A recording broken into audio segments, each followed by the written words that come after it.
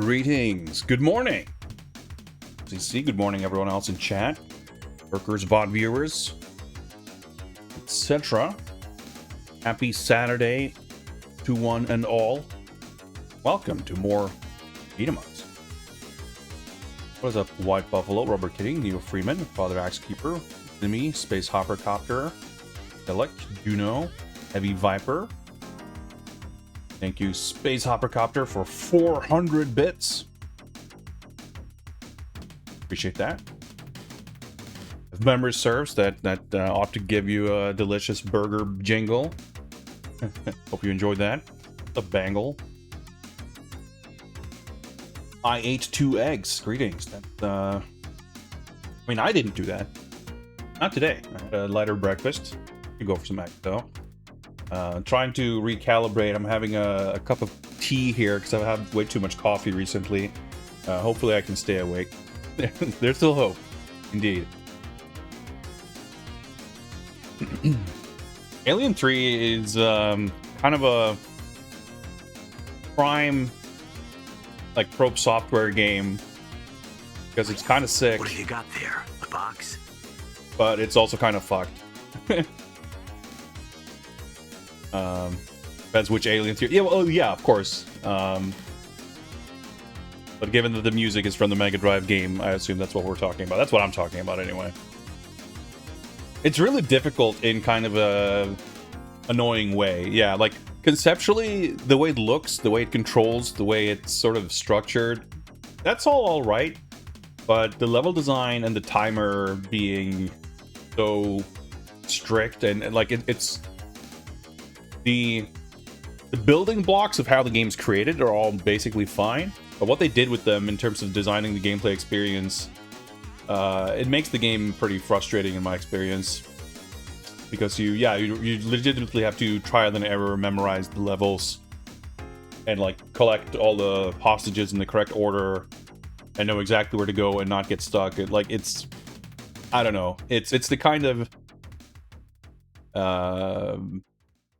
I don't know how to relate it exactly, but it's making me think of these like fucking Amiga ice cream cone platformers of just here's a giant sprawling map with no direction, just collect all the shit and then you're allowed to leave. But it's on a strict timer, and you have to route it, like, very specifically, which is kind of the...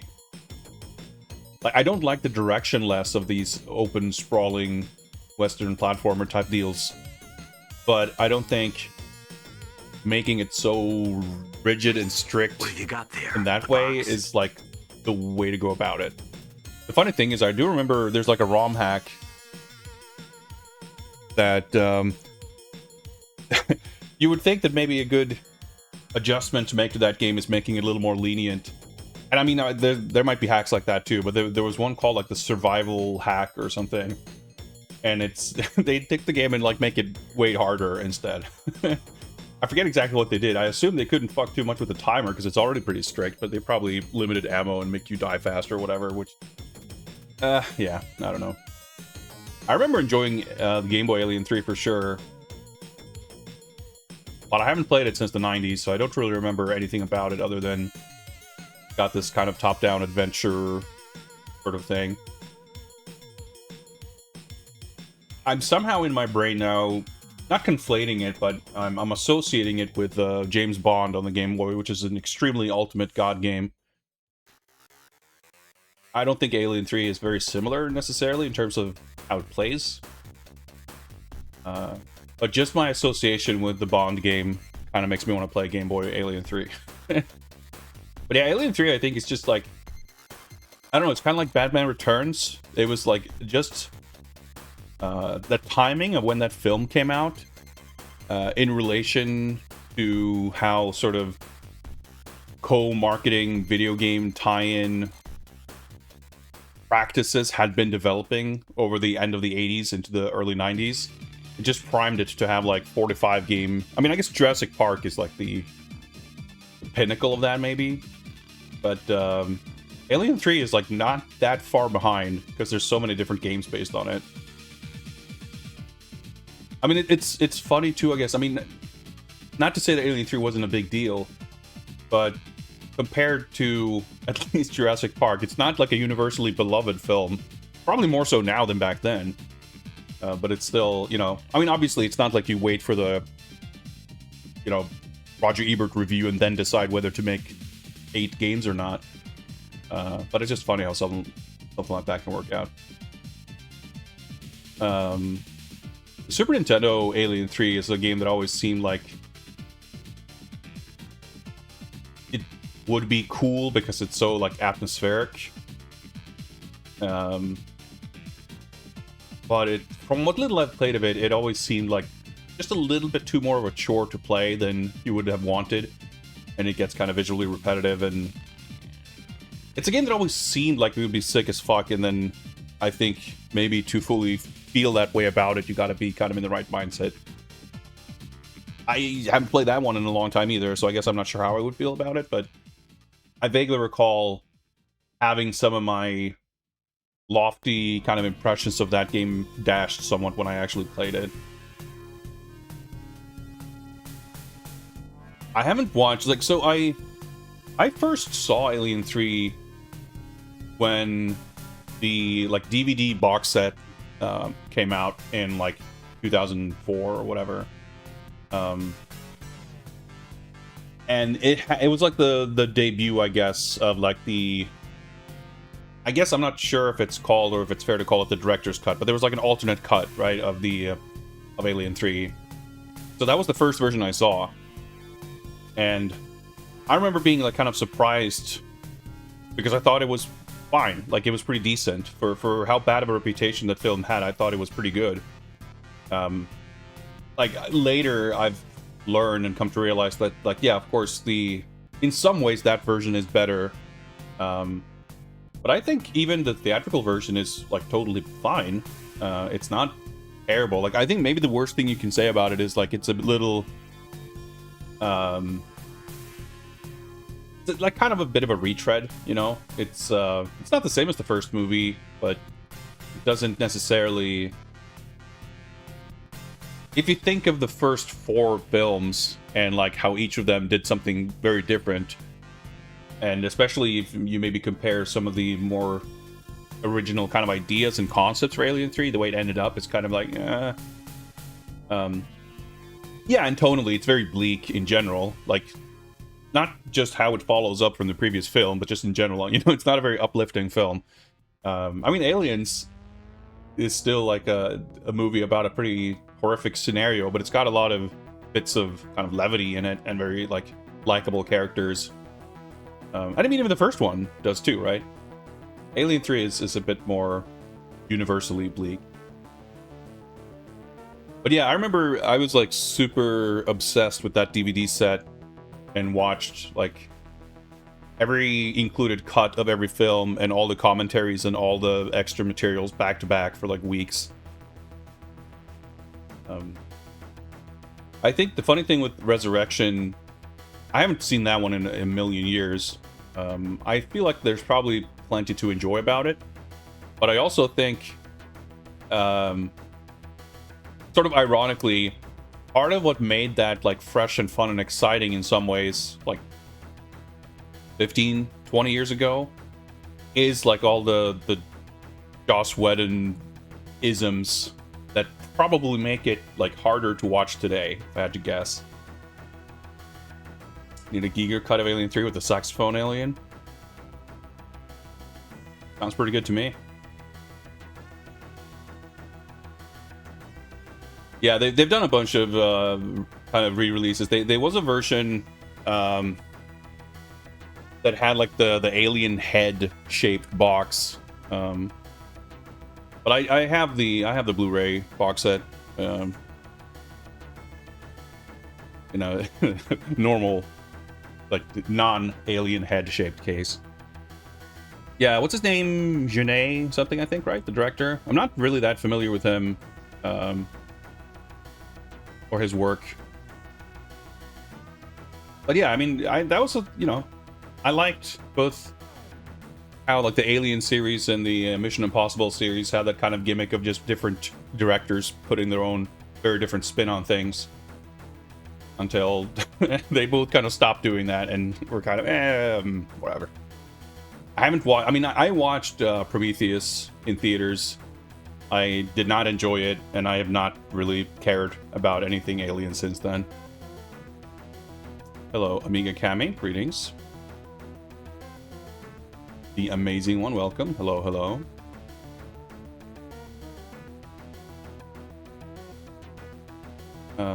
Yeah, it's like, I remember my sister was like huge into City of Lost Children. It seemed, I don't know, I've had this vague notion for the last 30 years of like, I should watch that sometime, I guess. My introduction to Ron Perlman was Police Academy 7 Mission to Moscow. That film did not give me a particularly positive impression of him or his acting abilities, but hey, everyone's got to start somewhere. And I would say Father Axe Keeper that probably Police Academy 7 Mission to Moscow might be the exception that proves that rule. Yeah, he's like some Russian crime boss or something. He's like the bad guy in that film. I also have not watched that in probably the last 30 years. So there? A box? Up, tramp. We're gonna look at some boxes soon. I mean,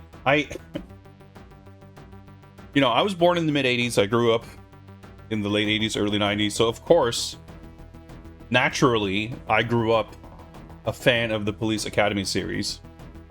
But I remember rewatching those films, not recently, but like 20 years ago, like being a young adult.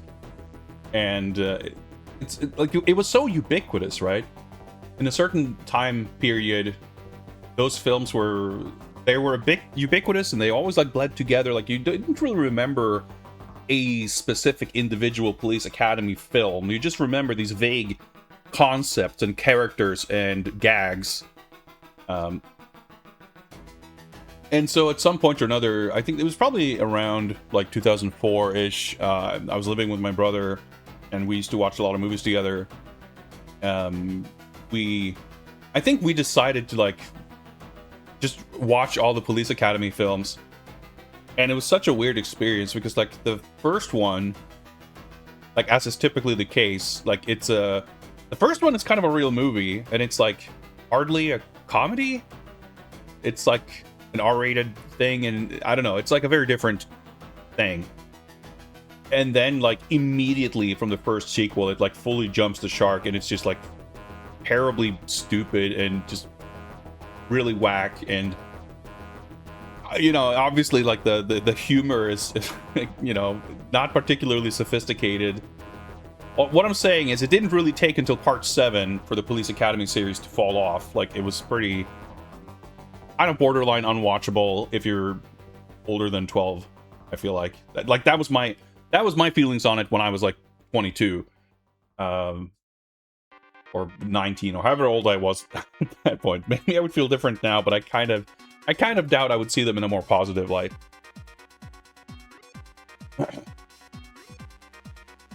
Yeah, I mean, Bobcat Goldthwait is probably the sickest thing about those films, but not so much like anything that's good about those movies. Like just when people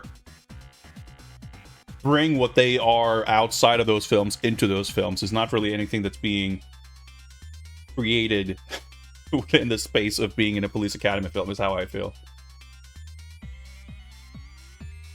I mean, they were a product of their time, sure, but they were also not, I don't know.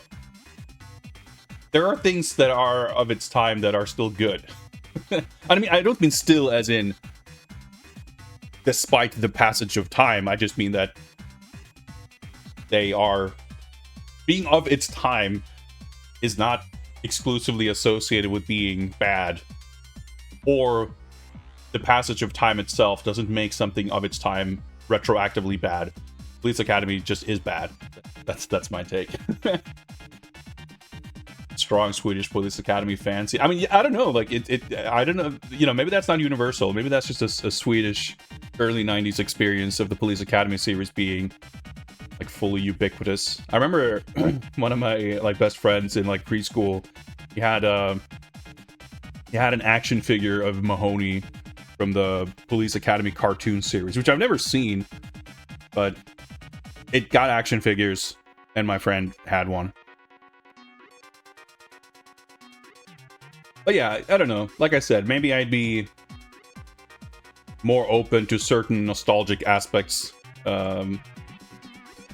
And like I said, from my recollection, the first one is like kind of a real film, and then all the sequels are like sketch comedy skit movies that aren't very good.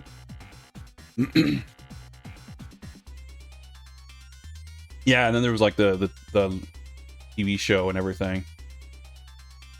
How long until Police Academy gets a 4K box set? I'm surprised if there isn't one already. Police Academy stunt show? I mean, that's the thing, right? Like, a thing like that is not going to be beholden to the quality of the films, right? So, like, it's funny that something like that would exist, but there's strictly no reason to think it would be bad just because of the association with the property. But it is that is funny.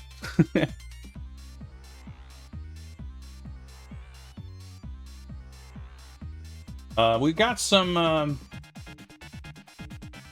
box art review requests. Let me parse those and see if we can get some of that ready to go. Bear with me for a moment.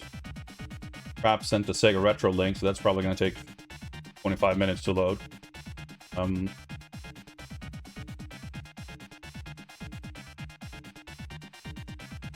For a moment.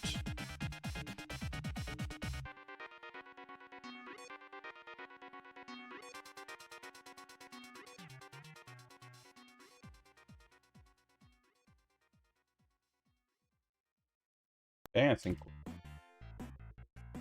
we're good.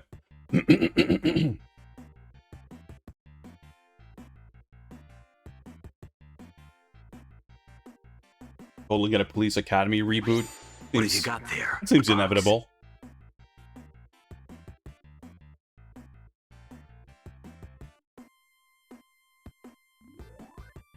Last request saved there, and okay, I think we're good to go. So let's hop on over here. And let's take a look at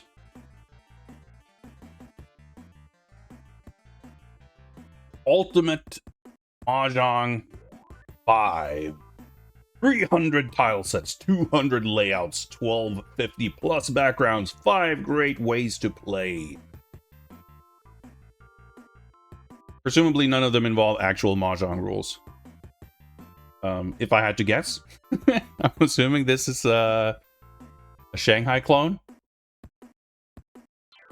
And there's obviously no shortage of those. I mean, I'm not familiar. I have no idea. But that would be my 200 layouts does not suggest actual Mahjong. or 5 great ways to play for that matter. Unspeakable horror awaits you. Base hole. Hi. Thank you for 66 months. Appreciate that. Yeah, there's like Ricci Mahjong. There's like Hong Kong rules. Whatever. I don't know. I mean, I don't know fucking shit about Mahjong, but I am a noted enthusiast of Shanghai. This is a pretty I don't know if boring box is the right word for it, but it's a very you know, games like this, we talked about golf games and sport games and the challenge of selling those with exciting box art, or like what is the direction you take, you know, the deliberately boring box art that's targeting middle-aged office men for, you know, the golf games and whatever. I feel like this is in a similar sort of thing with board games or these kinds of things, where like parlor games, where you can't necessarily do like a action movie VHS box art or whatever. It needs to sell what it is, and, you know, depicting card games or board games it's gonna be kind of inherently mundane if you're depicting the game itself. So it can be with Shanghai clones, Mahjong games similar. Like there's certainly a temptation, I think, to go all in on just the generically Chinese imagery, and for good or bad. But to me, I think the emphasis on numbers maybe is what's driving this home extra hard. But for me, this looks like a magazine cover disc type of deal, or like you're at the counter at the store and there's this little case of like shareware collection CD-ROMs where it's like 800 games, and it's just like it's all shareware or demos or whatever. Some unscrupulous individual just collected a bunch of shit from BBSs or whatever and just put it on a CD-ROM. Or just this thing of like 400 Doom levels. I feel like this is exactly that, and those always had that kind of... They were very business-like, They were not particularly focused on the artistry or the creative process. It was just like the volume of stuff, and look at all these numbers. You know what you want. Here you go. This is it. You want Mahjong? We got Mahjong. Boom. 5. That's kind of what this is, I feel.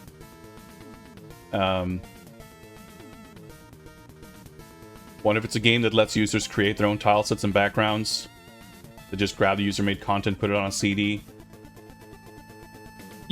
That seems plausible. Or at the very least, that it could be, just stuff gathered from somewhere.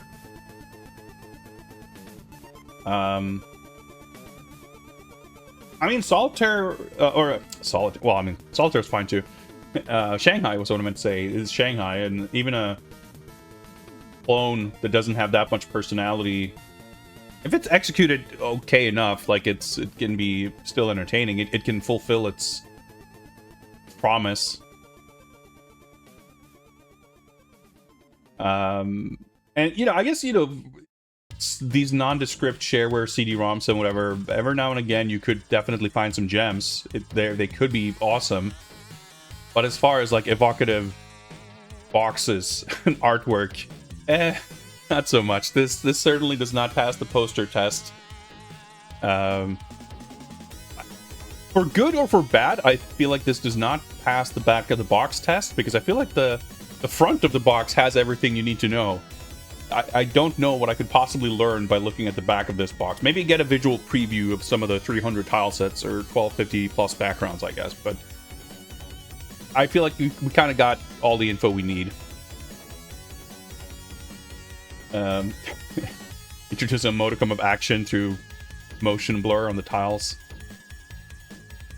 Yeah, like, again, I'm not disparaging the quality of the product or anything, but I think as far as... And I think the box art probably does its job. Like, this is not a product where you want an esoteric illustration of a Chinese dragon on a mysterious blank background or something. Like, you gotta put those numbers on there because that's the selling point.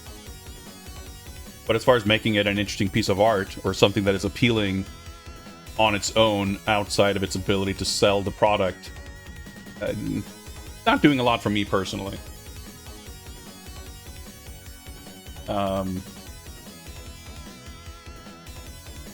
Back of the box might have a background that's a sick 5-star poster worthy image that makes you want to play. Hypothetically, I can't rule out that possibility, sure, but I guess we can't judge it based on that, right?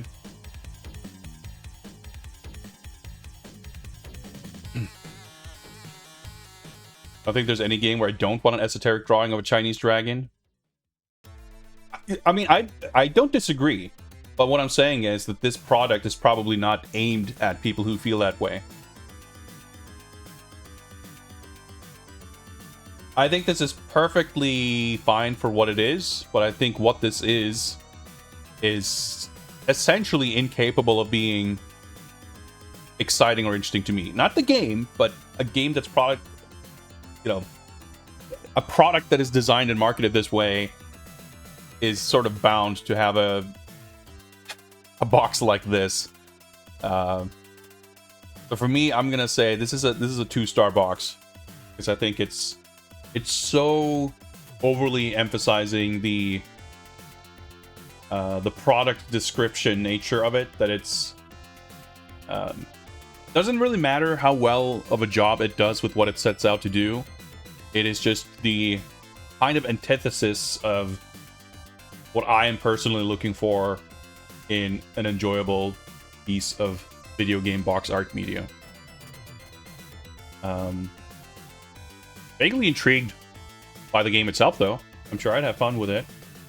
But not what we're here to judge. There you go. Ultimate Mahjong 5, 2 stars.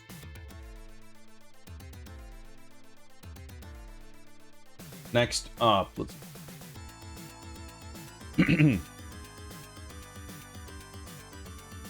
let's see here. We are going to look at Super Fire Pro Wrestling 3 Final Bout. The final game in the series, the box promises. That didn't quite work out that way. But that's a good thing. We got some... I mean, this is kind of... the series got good after this. So I'm glad this is not the final game. I mean, this is not even the final Super Fire Pro Wrestling game on the Super Famicom, right? Because X and Premium were after this, I would think, but maybe I'm wrong.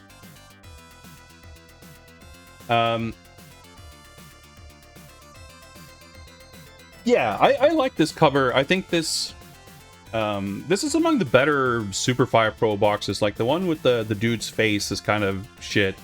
And there's the one with the guy jumping over the ropes that's like a similar, probably the same artist as this, but just far less dynamic and an interesting composition. This is cool. I like this, but I agree that it doesn't have the sense of drama of the other one, the Queen Special, or whichever the one was we looked at. I think the major difference that I feel in this illustration versus that one is that this one feels more literal. Maybe it's because of the crowd. I mean, obviously it's a little more impressionistic just in the detail of the painting. You see the very clear brush strokes and the kind of spotlights shining through the fog. But there's something about the Queen Special one that feels like the walk down to the ring looks almost unrealistically long, and it's broken down into its like kind of elements in a slightly not surreal way, but kind of a heightened way. Whereas this feels a bit more grounded in reality. It still has the drama and excitement, and it's cool. But I think it's not. It is kind of a lesser version of that illustration. Yeah, and the way right, you have the bleachers, like there's a the groundedness gives it kind of a slightly mundane quality that I think it's a double-edged sword, right? Because it creates a feeling of authenticity to how the event is depicted, but it also maybe undercuts that kind of dramatic spectacle aspect, that heightened, like almost mythological feel that I feel like you want to kind of depict in a moment like this. So I can kind of see it both ways. As far as like the guy waiting in the ring, I think for the purposes of this cover, like I'm glad that's here because it creates a kind of narrative in a way. But I think the composition is still like, without it, I feel like maybe there would be something missing. But I think because of all the other circumstances and differences compared to the Queen Special cover, like in that game, or in that artwork, the emphasis was so clear on like the wrestler coming out, the walk down to the ring, and the spotlight. Here it gets pretty diluted, like the kind of meeting of like gazes and wills and what have you between the two wrestlers is also like again kind of undercut a little bit by the presence of the crowd and everything around it. So I'm not necessarily saying it's worse because of that, but it's a different kind of vibe. And personally, I think the atmosphere in the other cover was more striking. You shall become a dragon master. Enjoy your newfound dragon masterhood, Basehole. Please wield it responsibly.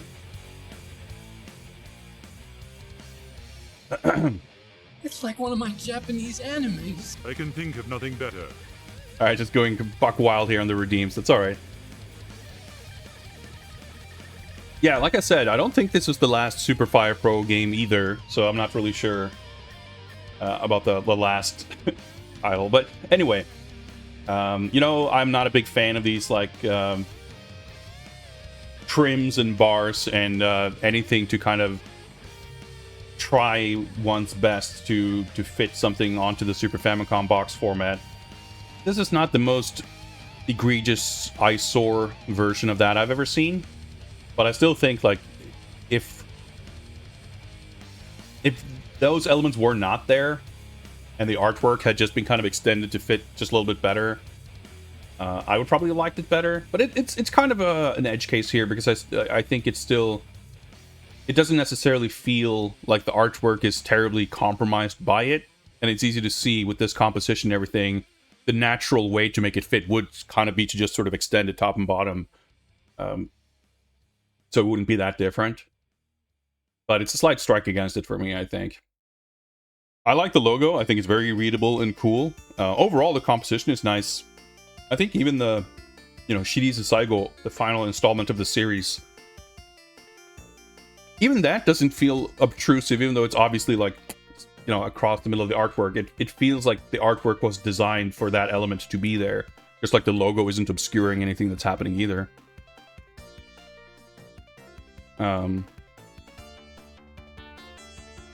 Yeah, like, there were multiple Super Fire Pros after this, and I think even, just presumably, I could be wrong, but there were multiple, like, spin-offs, and I think those might have been after this too, or at least one of them. But anyway, that's neither here nor there, really. I think this is really cool. I like it. But I think some of the elements with the layout, like, it's missing that, like, fully, for me personally, like, that incredibly, like, next level captivating aspect of just sort of taking it in and staring at it. I think there's maybe some elements to the contrasts with the silhouette of the foreground character and the lighting. I mean, I guess we've recently just looked at the other box that has a very similar concept that I think is executed in a more striking way, that by comparison it makes this look kind of weaker. But that's not to say this is bad by any means. But that, alongside with some of the kind of the box template stuff and everything, that's taking a little bit of attention away from the artwork. But I still like it. Yeah, the Jumbotron, like, guy pointing, I think that's a cool touch for sure. That's maybe one of my favorite elements. But yeah, I'm gonna say 4 stars. Really good. I like it a lot. But it's not quite mega absolute god tier. Pretty cool though. Pretty cool though. As far as, like I said, up until this point in history, probably in the top tier of Fire Pro box arts. Some of the early ones are pretty rough.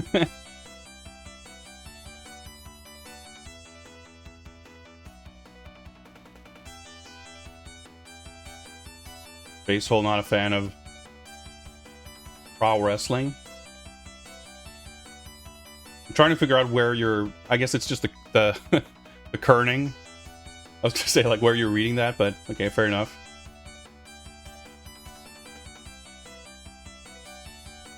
Anyway, That's Super Fire Pro Wrestling 3 Final Bout from Lord Human.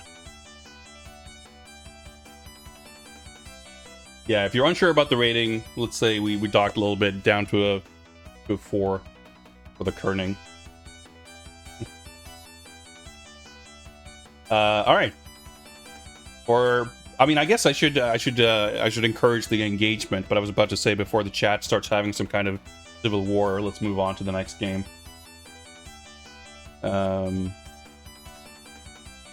Which will be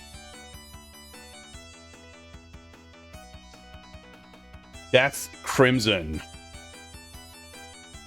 The legend. I want to play this game at some point. It's this game is a famously terrible light gun game, and it seems conceptually kind of cool, but it's just like executed really oddly. It's a transcendental experience, as I understand it. The cover, yeah, I don't know. Like, I think this cover has some pretty severe issues with readability. Like, you have to stare at it really close. It's like a fucking MC Escher painting or something. You have to, like, really strain your eyes. Or it's like one of those, magic, whatever it's called, like, you cross your eyes to see the 3D image in this noise pattern. It's like something like that, where there's just zero sense of visual hierarchy or depth. Like, every single piece is rendered with the exact same, like, value range. Like, I guess there's some kind of robotic shark trilobite monster thing crawling out of a sea of wires or pipes or something. What have you got there? A box? And there's no sense of depth when you have, like, these wires or pipes or whatever they are. They're all, like, inconsistent in thickness, so you can't even get a sense of scale to tell which ones are further or closer away because of their size and shape.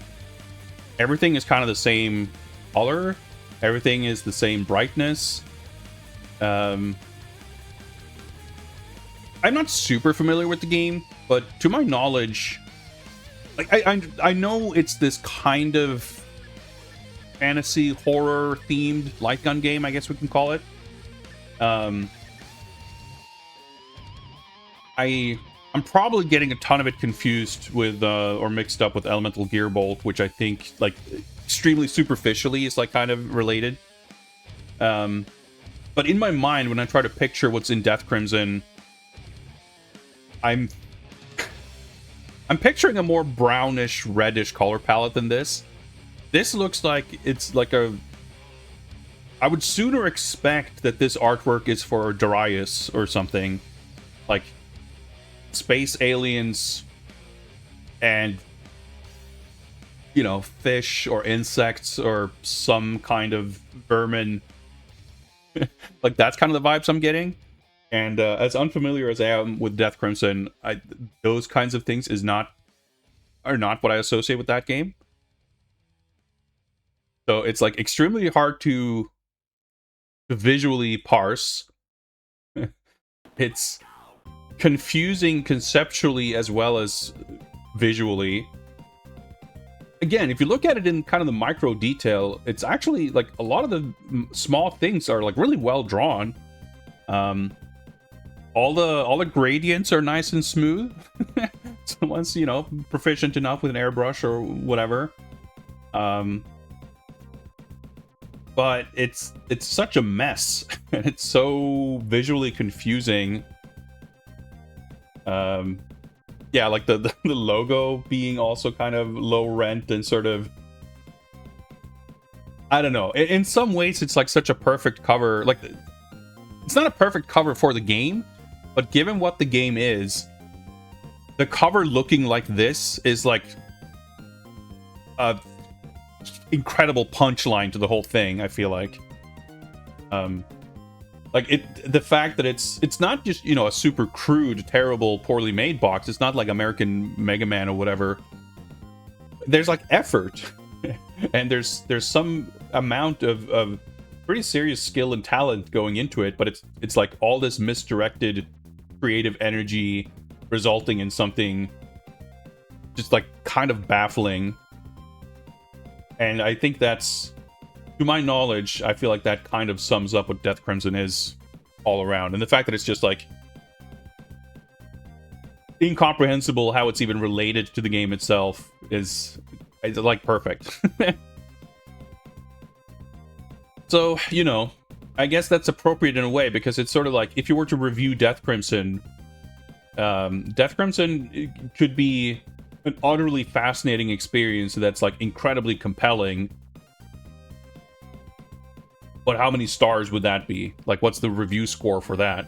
And I think the same thing here. Like, having the context of the game itself makes it far more possible for me to find amusement and enjoyment and fascination with this artwork. But that's all of that, I feel like, is almost outside the artwork itself, right? So it's just like puzzling and weird and hard to read and like not good. It has a strangely compelling quality about it. But I don't think it's very good. I'm going to be kind of generous, I guess. This is one of those...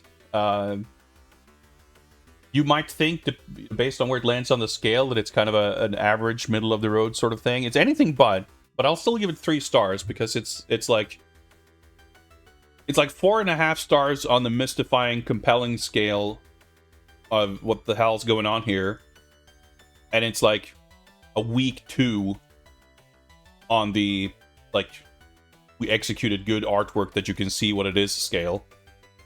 I'm feeling appropriately lost as to how to judge this.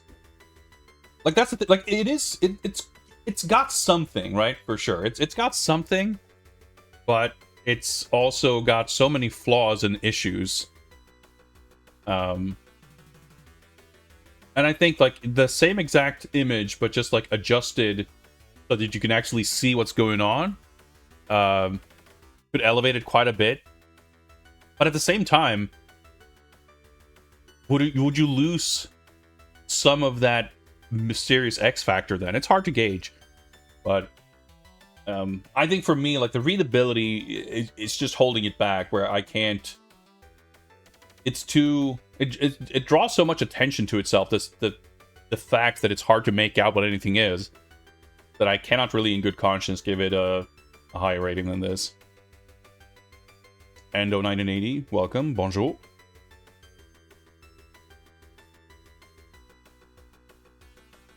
So, like, it could pass a poster test, albeit in a kind of unconventional way, perhaps. But there you go, that's Death Crimson.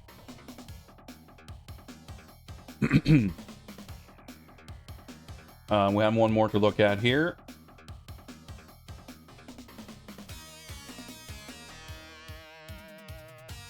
And that is From Software's Frame Grid? I want to say that this game has like a weird pronunciation. I forget.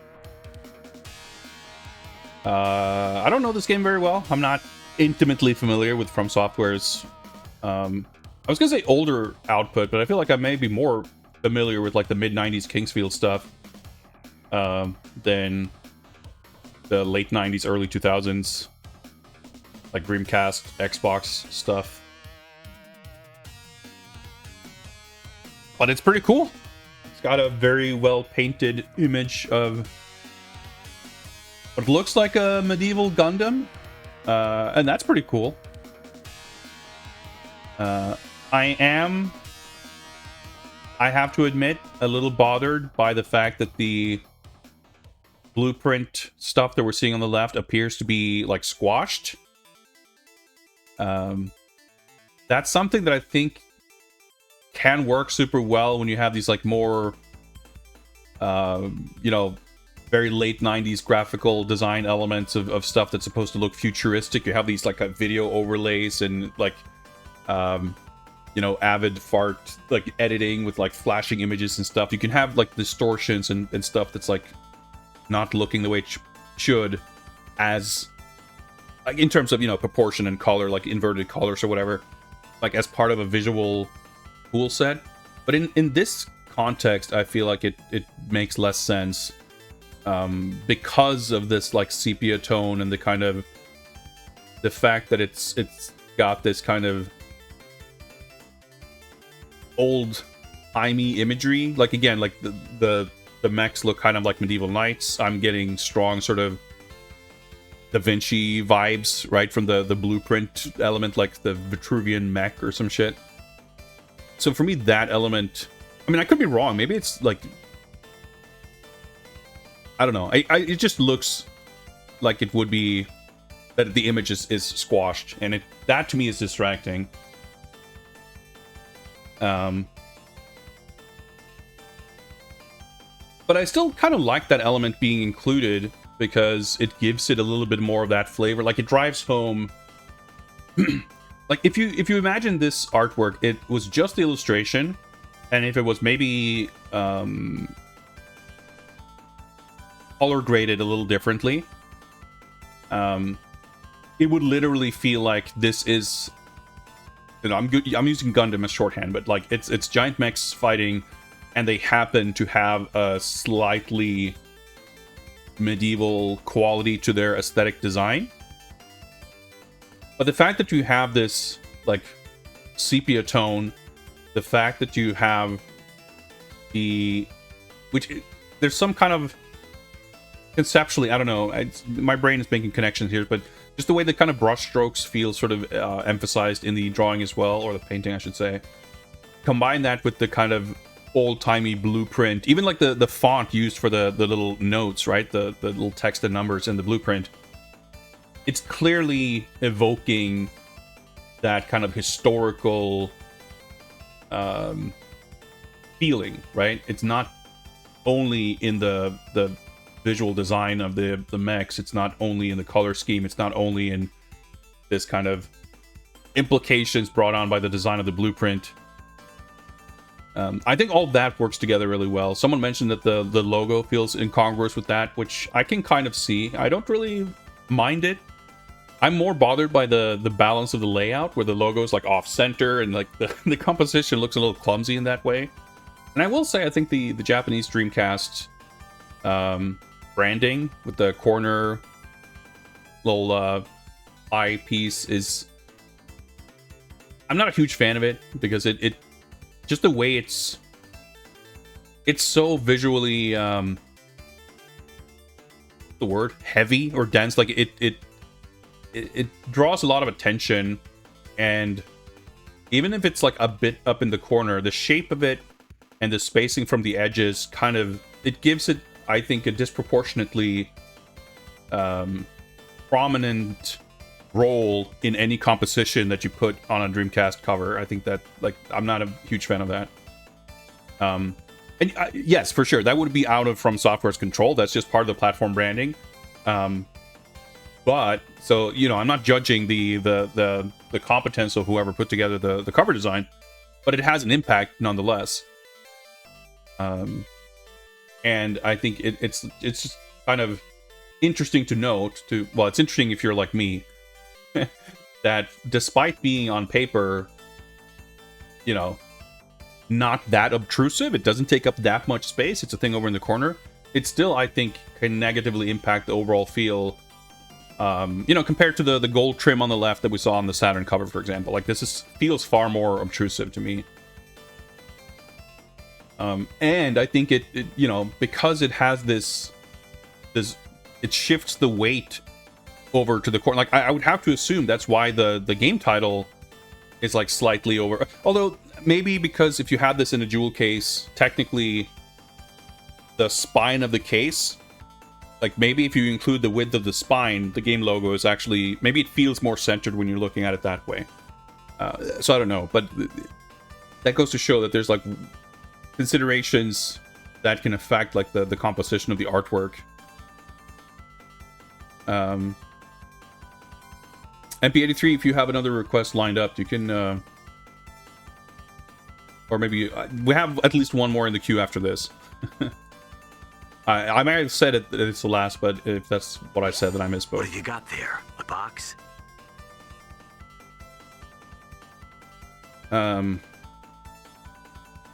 So yeah, like there's a little bit of clumsiness to that, but I think it's really fucking cool. I think again, the painting itself, if we imagine like a Japanese PC box or something with just that painting, a logo that's a little less obtrusive and more like maybe stylistically aligned, the lack of this kind of Dreamcast logo or something, I think we could absolutely be up sniffing in Godbox territory.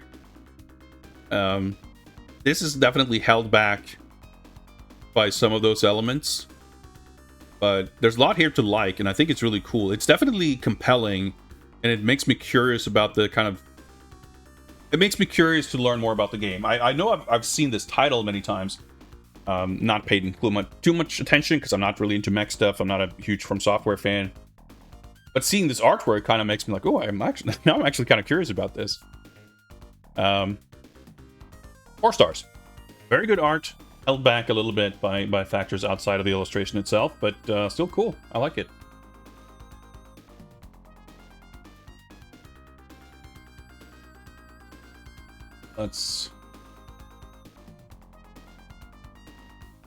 We can move on. Oh yeah, let me... First, let's take a look at... Actually...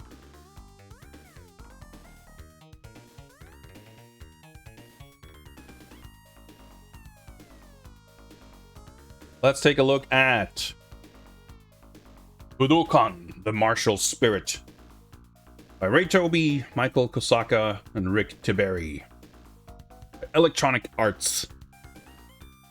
This is cool. I'm not familiar with this artwork. I've played this game. I played the Amiga version as a kid. I played it on the Mega Drive as well. But it's one of those things where I guess I wouldn't say that it's been like a ubiquitous game or anything, but I've been well familiar with it for a long time. But as was usually the case when playing stuff on the Amiga, I never saw a box. And I don't know that I've ever actually seen... Like, I'm sure I must have seen the Mega Drive version box at some point or another, but I cannot recall at all what it looks like.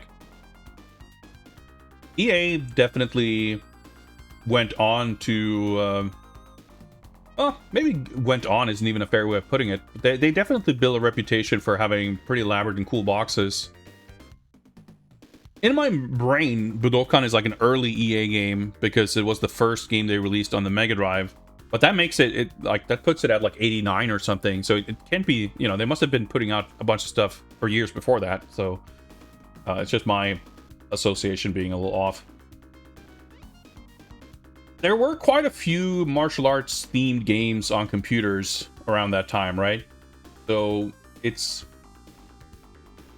got competition. And it's going for a bit of a different thing. I mean, the game itself is not as... a lot of the martial arts action games for computers were going for a much more kind of schlocky vibe. What have you got there? A box? This is obviously more... serious, I guess. Like, it's trying to go for something a bit more respectful. I mean, even the title, right? The Martial Spirit... The game itself has you like train in these different martial art disciplines, and then you can go to compete. But they're trying to include this sort of, I guess what we could call an embryonic version of the kind of lifestyle sim elements.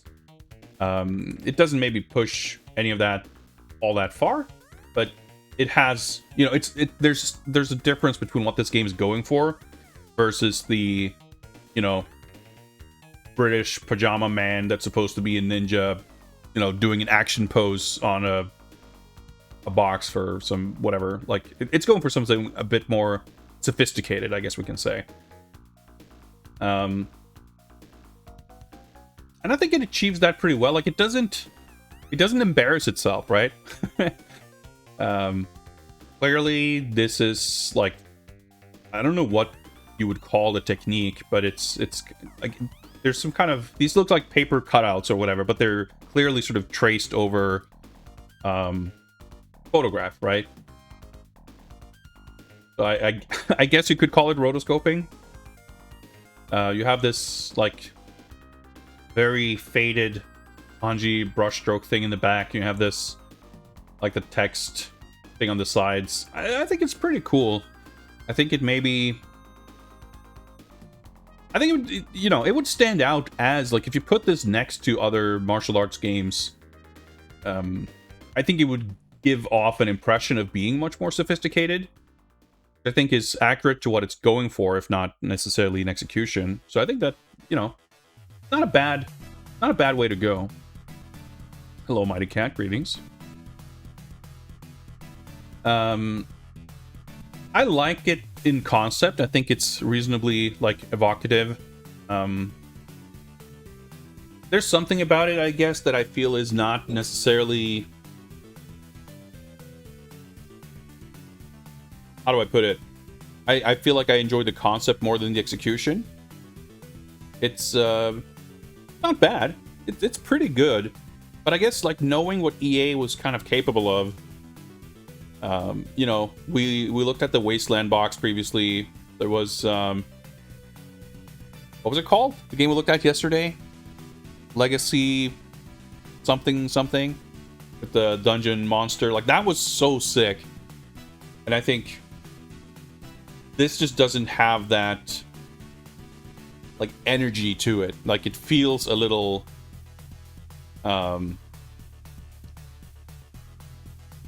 just a little restrained,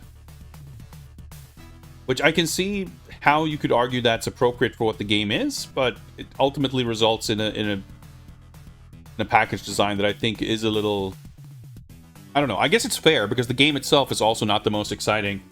It's neat for what it is, but it's not like action packed necessarily. Yeah, Legacy of the Ancients, that's right, thanks.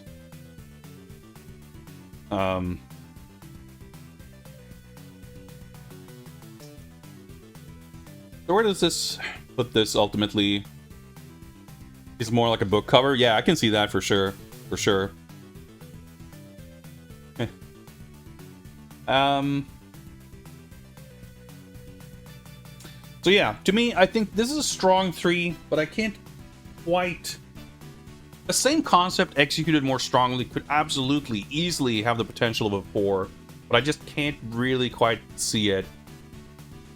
Yeah, it looks like a book cover I would expect on an instruction manual. Yeah, like, I think you guys are nailing it. Like, there's, it has that kind of academic feel to it that does not scream excitement, or like it has this almost not clinical exactly, but a kind of detached quality to it that makes it whatever the opposite would be of something that feels sort of visceral. You shall be a champion of the good, a protector of the weak and innocent. You shall become a Dragon Master. What's up, Rudin G? Greetings. Enjoy being a Dragon Master. That should be fun. Anyway, that's Budokan. Let's take a look up next. MP83 sponsored MSX classic, I'm sure. I mean, I've never heard of it. Well, let's take a look at Runner.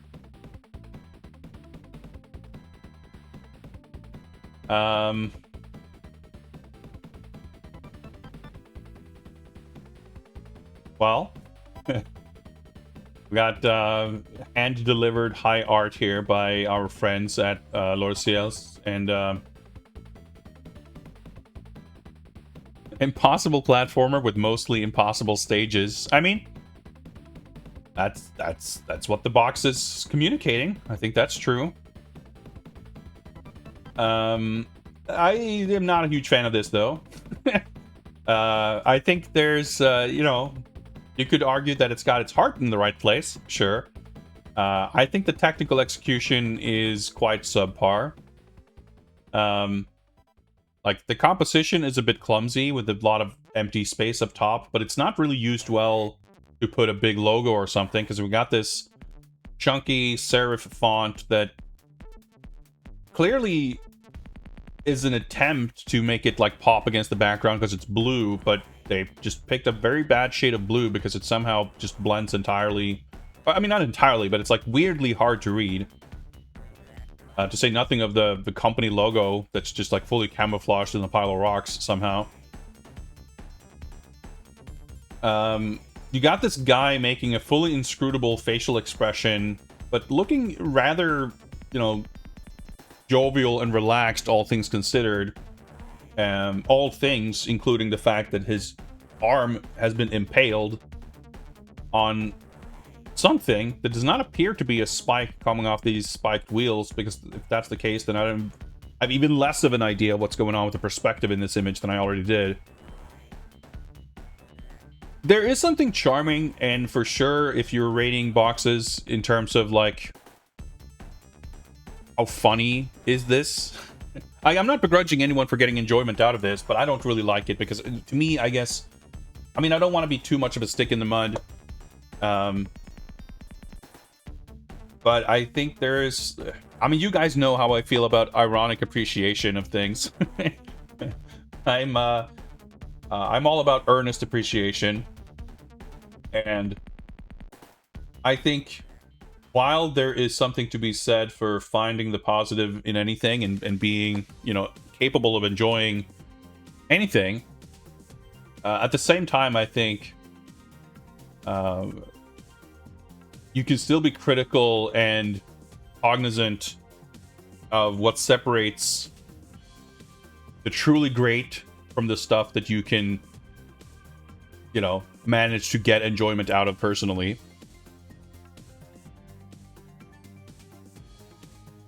And yeah, there's like certain elements of this that are perfectly fine, but clearly, like, the perspective and purport, like the figure is bizarre. He's got like, his torso and legs are drawn in totally different scales. Like, clearly, the way it feels to me anyway, is like, whoops, I ran out of canvas, so let's squeeze this foot in here. But then I guess his other leg, it's even more fucked. I don't know where his elbow is placed on his right arm, viewer's left. Like, the fabric folds of the shirt don't really make any sense. Obviously, you can forget anything to do with light direction. It's, from a tactical standpoint, this illustration is a complete mess. And again, like, you might be finding that amusing and entertaining and charming, and that's such a subjective thing. I can't argue against that. Like, I don't hate looking at this. I think it's pretty funny too, but I don't think it's particularly good. Like, yeah, you have these, like, motion lines. It's just like a lot of disparate elements that don't really quite work. And again, his facial expression is, like, completely... Even in isolation, I cannot tell what his expression is supposed to communicate. But combined with his... Like, is he jogging, or is he suspended by the spikes he's impaled on and is just wiggling his feet? We may never know. But... yeah, it's... You know, he doesn't look panicked. He doesn't look stressed out. I guess he doesn't exactly look relaxed either, but that's the thing. I don't know what he looks like. He's got... I don't know. Let's just say, imagining a painting of a dramatic action sequence of moderately actiony dude, but still somewhat of a regular Joe, way in over his head, dodging death traps in this cave dungeon. This is not really what you're picturing. Like, someone pictured something, and this is what came out, and it's like, well, what we got, close enough. It'll have to do. I've played this game since the 80s, and I have no idea what it's about. Well, that's promising. Yeah, I assume it's been like shot by a... I mean, there's like, we can see in the very top right here behind the logo, there's like arrows coming out of the wall. I'm sure these spiked wheels are not the only death trap. So yeah, he's probably just been shot in the arm with a crossbow or something. Yeah, this is a mess. It's like amusing and it's funny, but it's... You could take the same concept and execute it in a way that's actually good, and you would never say like, oh, man, this is awesome, but if only it had been drawn incompetently, I would have liked this better. Like, it's just kind of not coping exactly, but it's very much looking for something to enjoy in something that does not hold a particularly high technical quality. And I'm not against that, mind you. I appreciate the attitude. It just does not translate into a high score as far as I'm concerned. So we're going to give this a 2-star rating.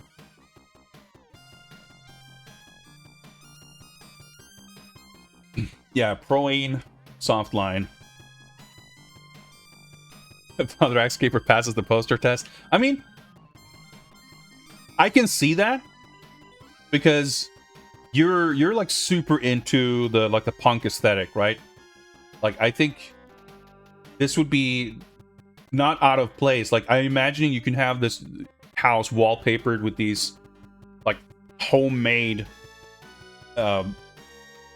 punk rock albums, and this would as far as like artistic quality, not talking about the music of course, but just like the artwork,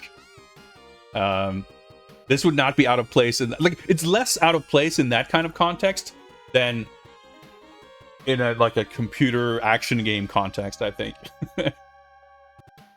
Yeah, same with like, yeah, just like independent, you know, whether it's comics or music or whatever. Like, you'd see this illustration in a fanzine, not on a like cover of a professionally published product. Although, I mean, I agree that that's part of the charm of European computer stuff around that time. Like, there was the bar for what could pass as professional was pretty low, and it creates a rich, vibrant ecosystem of a lot of different types of art, which, you know, there's something to enjoy about that for sure. This and the Death Crimson cover. Yeah.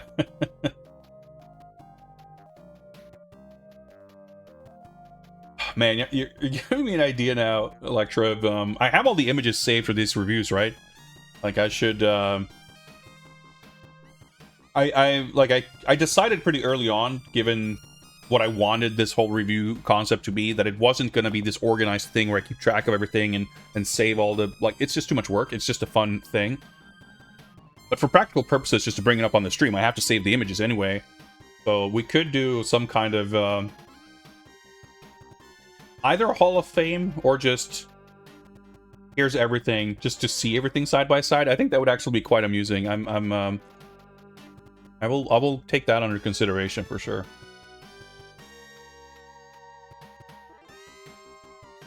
This cover resonates deeply with me as someone that enjoys painting environments but has zero desire to paint people.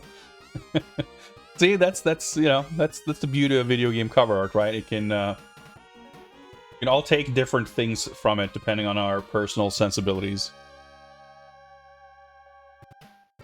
Yeah,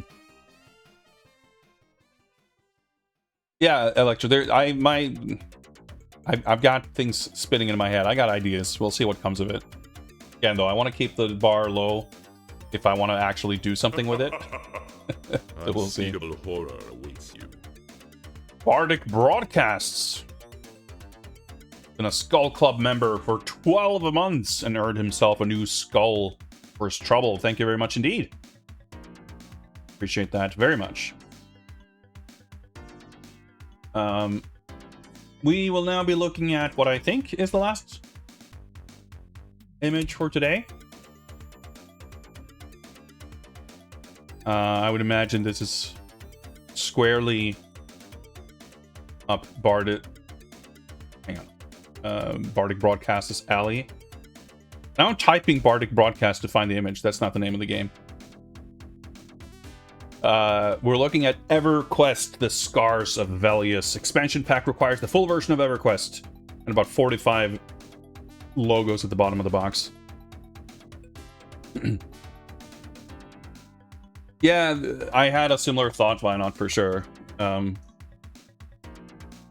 I said, I'll ponder it a little further and see what we can do with it. We've looked at other EverQuest artwork previously. Of course, as always, I don't remember the fine details of the specifics of everything I might have said about it.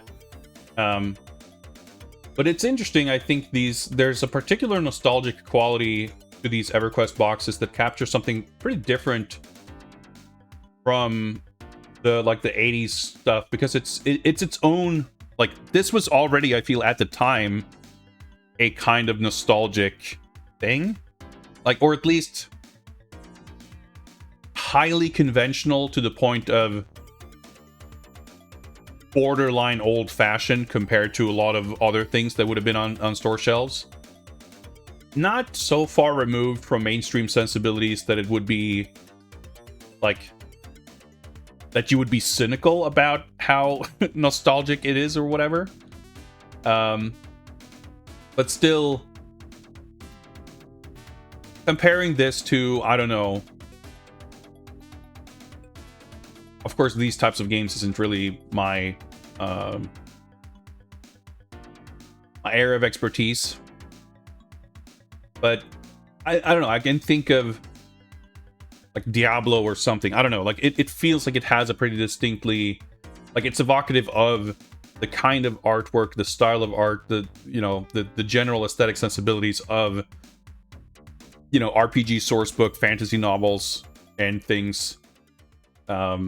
Which, probably also still looked like this at the time, but they were also following a kind of visual language and a kind of aesthetic lineage that goes back like a couple of decades. Yeah, I guess just like old school fantasy art, so it's a fair way of putting it. And I'm into that stuff for sure. It's in some ways not my absolute favorite. Like, there's parts of things that I like that it's there's definitely an overlap with that stuff. But it's not necessarily, like, at least especially the kind of Tolkien fantasy type stuff, like, that's definitely not really my thing as far as subject matter goes. But artistically, stylistically, it can still be stuff in that realm can still be really awesome. But as far as this goes, like, again, I think there's something very sort of comfy and kind of how do I put it? There's just something very homely and familiar about the style of this. Like, I think especially looking at it today, it's sort of the fact that it's very much embracing the stylistic qualities of the thing it's kind of evoking, like that kind of historical, if we can use that word, tradition, I guess, the artistic tradition of this, like, fantasy aesthetic, that I think, like, just, I guess that's why I think of it as so, like, nostalgic, because I feel like you don't see that expressed in the mainstream these days in the same way.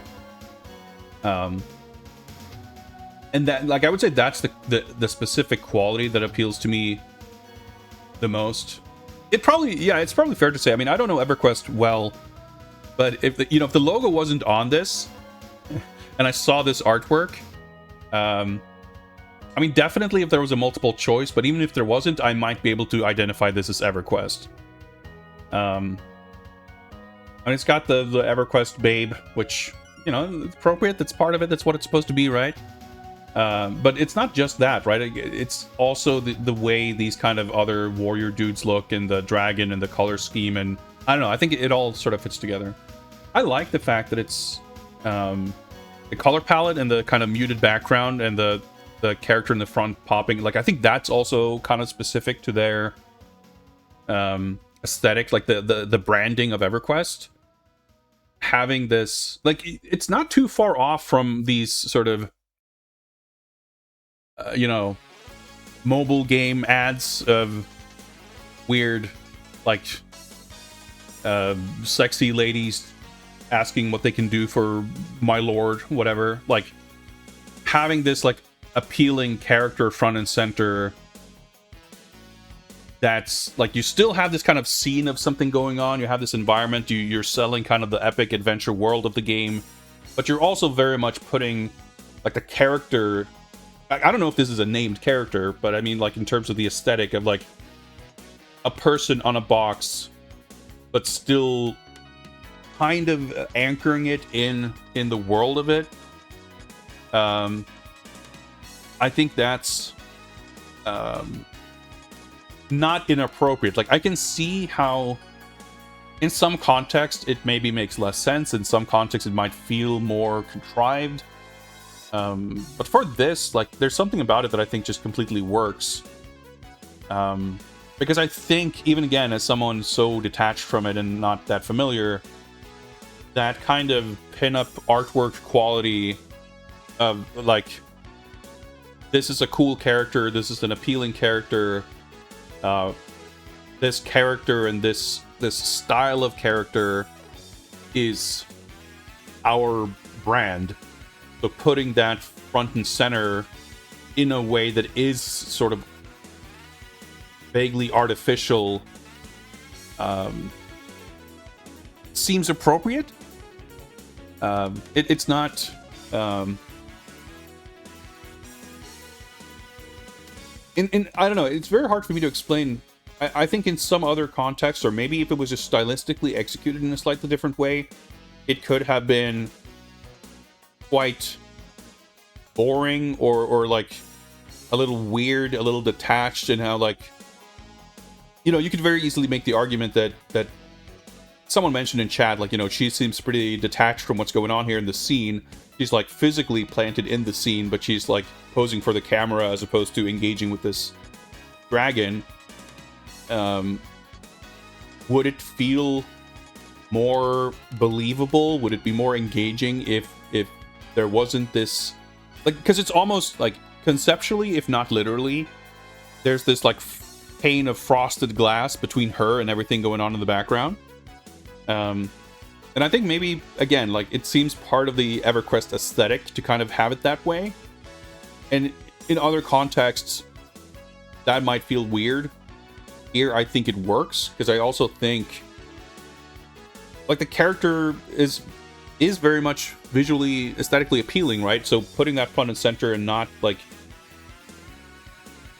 feeling sort of unabashed about, like, not worrying about grounding something in some kind of reality, but just like, hey, this is what we're, like, this is what you're here for, kind of. Like, there is an earnest quality to that I can really appreciate too. And yeah, sure, Mighty Cat, like, I don't think that's what I just described. I don't think is an objective truth. I think this is striking in a different way. Like, yeah, the like, visually, just on a pure, like, mathematical level, or however you want to explain it, like, the character pops, like, the contrast levels, and again, like, doing this presumably, you know, fully, if not then mostly analog, is quite impressive. Like, I guess it's entirely plausible, quite likely probably, that it's like a composite, but even so, it's well executed.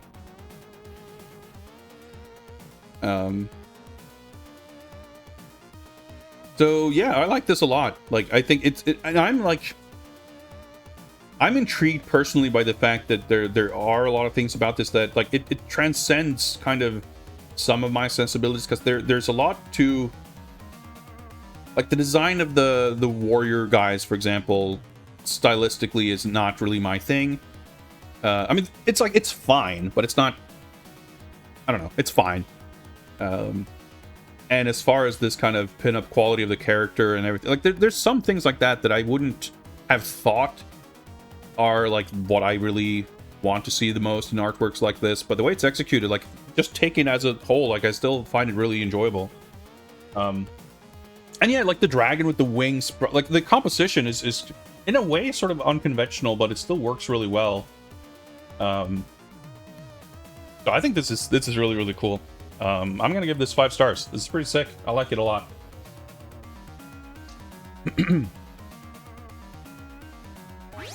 What have you got there? A box? Well, of course, I thought maybe the queue was done there, but of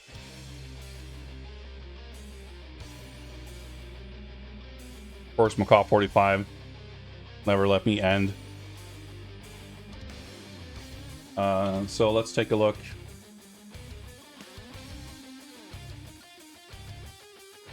At this next game. I mean, I could just deny the request. That's not hard for me to do, but we're here.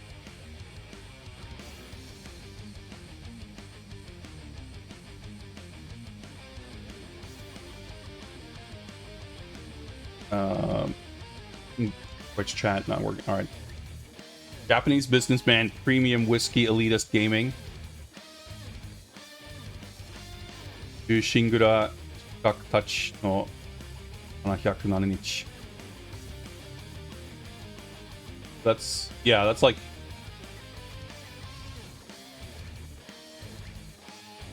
not the full title, I guess, but there's a half of a novel written on here.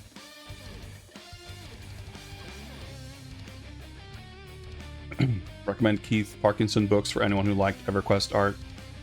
Yeah, there's a lot of like very well respected painters in that world, in that realm, that I'm very unfamiliar with. Like I don't know a lot of them by name for sure.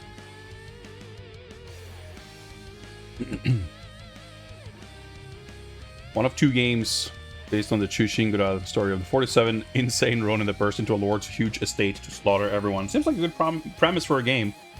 You know, if we can get 648,000 games based on the water margin, you'd think we could get more than two based on this. But yeah, this is extremely cool. I like the paint spatter snow effect. Probably more. Yeah, I mean, even I'm like extremely vaguely familiar with the premise of like that. That's to the point where when you describe it, it's like, yeah, I've heard of that, but you know, I'm not really past that point. But yeah, I mean, this is a pretty obvious poster test passing artwork. It's even got, you know, the Japanese movie posters are so fucking sick. Like, I mean, I guess I don't know how much these days, but the kind of visual language of like the advertising.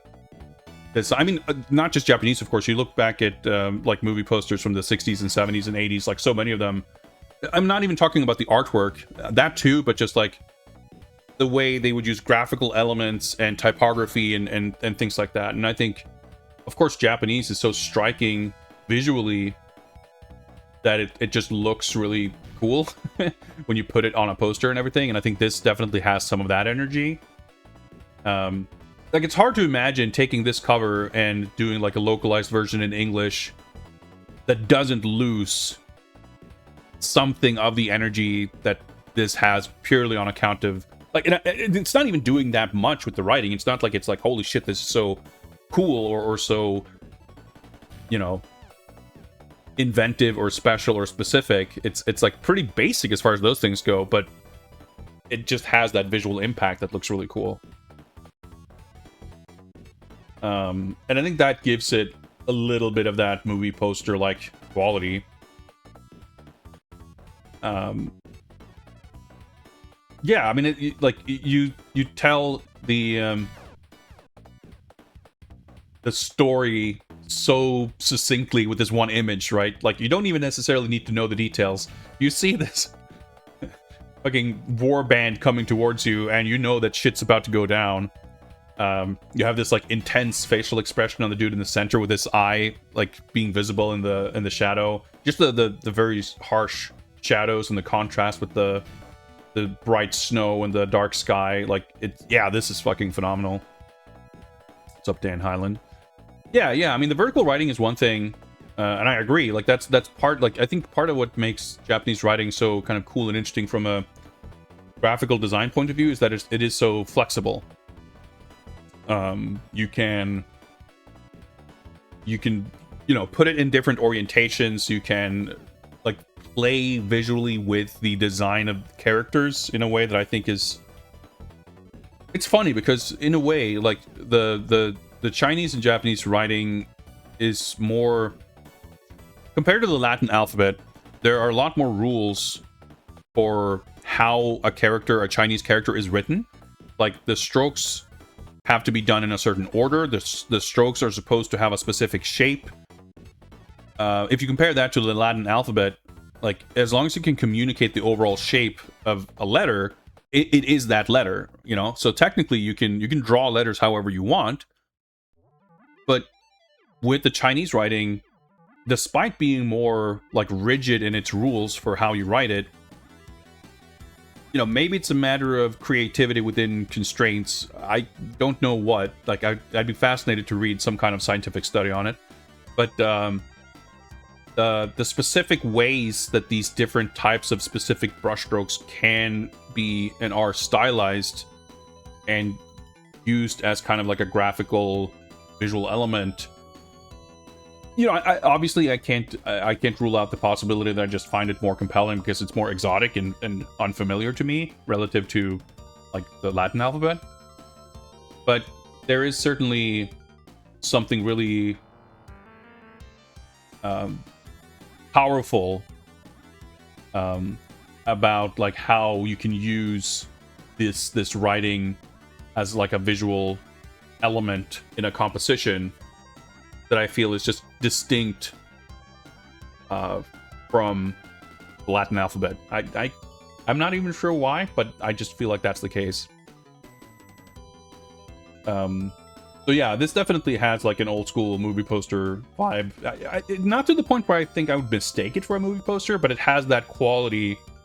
You look at a lot of these, like, old, yeah, like 50s, 60s, 70s movie posters, and, you know, comparing that, you can look, of course, at, like, very early, like, Atari home game covers and stuff, and they would at least have these, like, paintings. But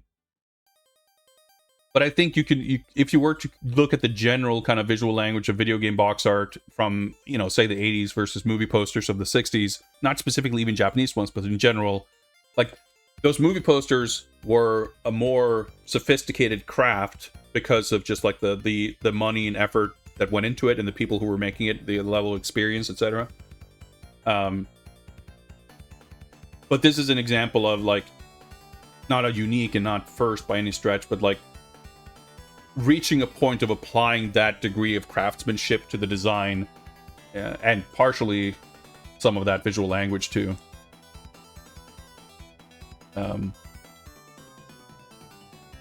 So yeah, just all in all, this is fucking incredible. This I'm gonna say this is an ultimate god box. 6 stars. Very, very, very cool.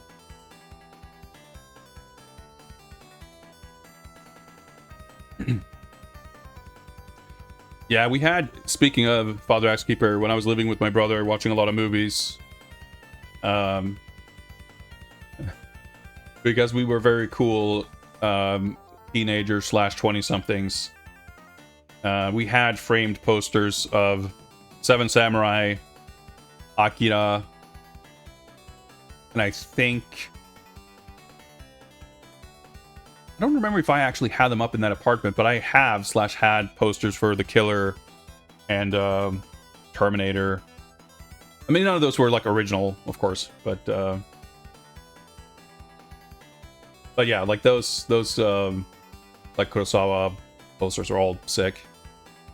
Anyway, there we go. That's box art reviews. Let me close some browser tabs. Let me click this button. Get back here. Hydrate.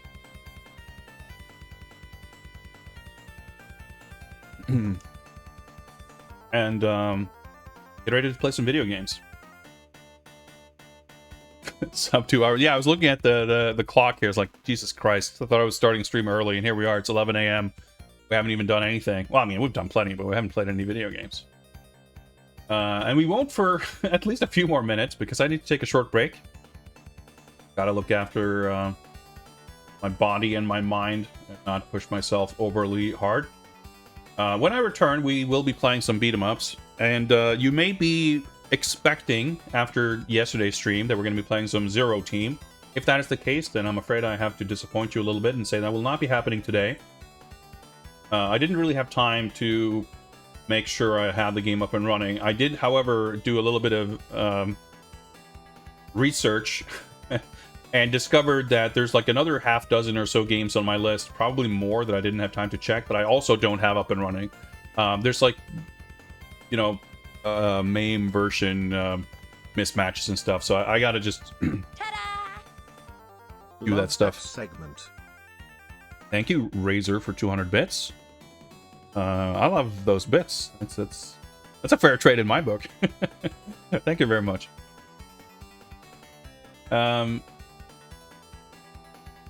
So with that in mind, Zero Team is still off the table for now, but I'm going to make sure that I'm going to go through everything in my list to kind of check that I actually have them available to play, and we'll get to that eventually. But there are still games on that list that we definitely can play. After talking about it yesterday, I'm also like half tempted to maybe take a look at Double Dragon Advance, which I do have on Steam. They released it on there last year, maybe? Not super long ago. I'm also not entirely opposed to doing another Tenchi 2 run. We'll see where things go. But for now, like I said, short break. I'll be back in mere moments. See you guys then.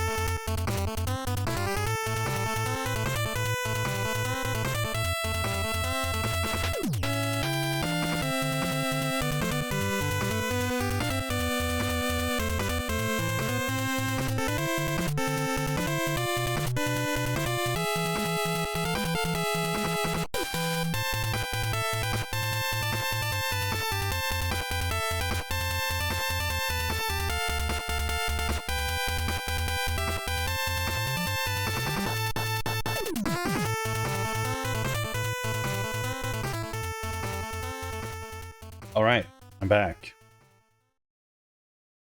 Let's see. Let's hop on over here. And I think someone in chat mentioned Arabian Fight. We're not going to play that. We're not going to play Arabian Magic either. Arabian Fight, in fact, is not even really on my list because it's such a fucked game. I don't know. I have to say that it's not of academic interest, but I'm unsure. You know, you could learn things not to do from that game. But it's not really well regarded. It's funny, like Sega putting out a bunch of arcade beat 'em ups, and I mean, Revenge of Death Adder is good, I guess.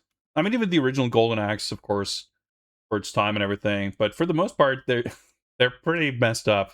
For as high quality as you would expect of Sega, a lot of their beat 'em ups are a bit weird. But Sega had an interesting, you know, Sega had the mega polished, super top industry leading games. But then they also had like weird Sega.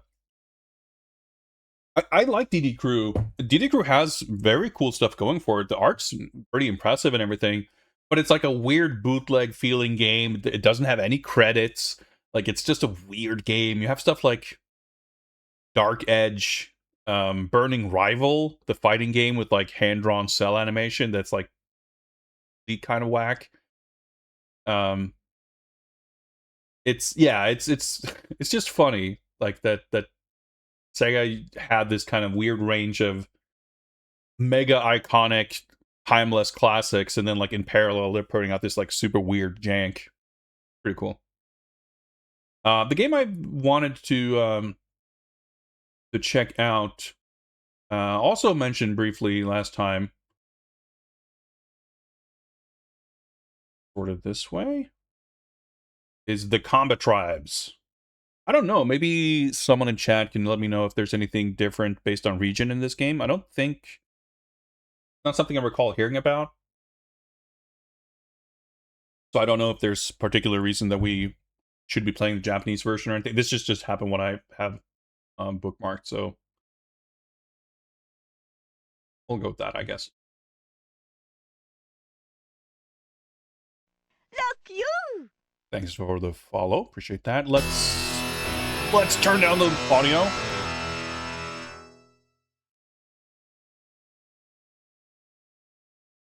This is a game I'm actually not... I mean, I've played through it, but I'm not super duper familiar with it. Not in detail. Dude, it's... bugging... speaker-crushing Techno's punch noises. Techno's has like the fucking juiciest punch sounds. That was like, you know, they fucking nailed that in Double Dragon. And then, you know, kept with it. Let me update the game info.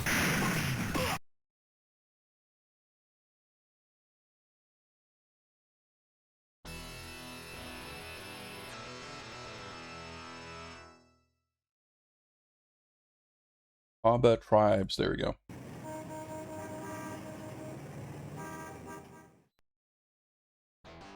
I can't remember if they actually changed anything, because the Japanese version is also bullshit on default bits.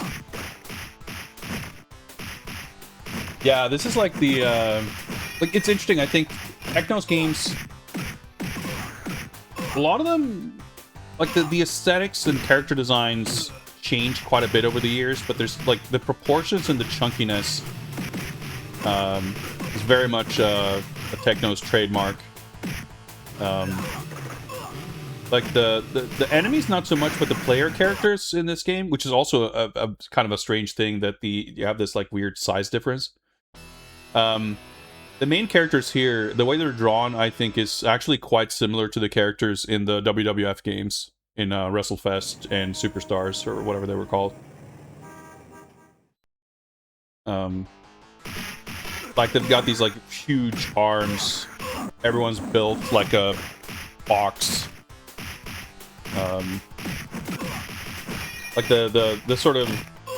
the pixel art technique is also quite similar.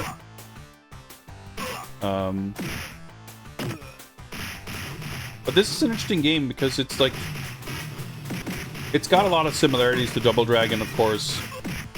But it's got a lot of its own things going on. Like, there's definitely parts of the beat-em-up design formula that's... You know, some of these companies kind of having their own house style of sorts where... Like, the Konami games are kind of a certain way until you get to Violent Storm, which is, like, not at all like a Konami game because like, those game mechanics work differently. And Techno's definitely... Like, I don't think any... I can't speak for Shadow Force because I don't know that game very well. But looking at all the, like, the arcade Double Dragon and Kunio games and this... Like, pretty much none of them have, like, an invincible Super Joy. There's often a bunch of these, like, context-sensitive... Like, it doesn't have a final fight combo, but you have a punch, and if you stun a dude by punching them a few times, the punch button will now do a context-sensitive uppercut launcher instead of the regular jab, and things like that. And you have to, like, stun enemies before you can grab them. You have... Like, even the first Neketsuko Kunio-kun had, like, the system where you can mount people who are downed and, like, punch them in the face. And this, too, we can see it here in the attract mode already, has a bunch of these, like, different types of grappling positions. Like, yeah, being grabbed from behind, put enemies in headlocks, you can pick them up off the ground. You got these, like, OTG attacks and everything. And I think, like, Crime Fighters 2, even the first one to a degree, but mostly the second one, has, like, very Techno's type quality to its combat with it. It also has these, like, very chunky hits. The hit noises aren't too dissimilar. These, like, context-sensitive attacks and stuff. But I think that there's also, like, I think the character design leans into the fact that it feels... You know, this doesn't have the kind of martial arts fantasy vibes of Double Dragon.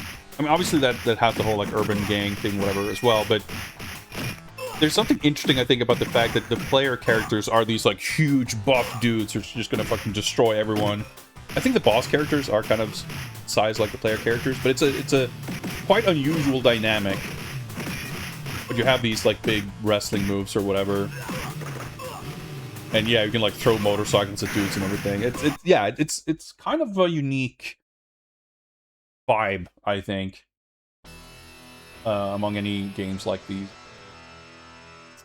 I would assume this is a 3-button game. Given that it's a Technos game, it's probably got kind of a weird button layout.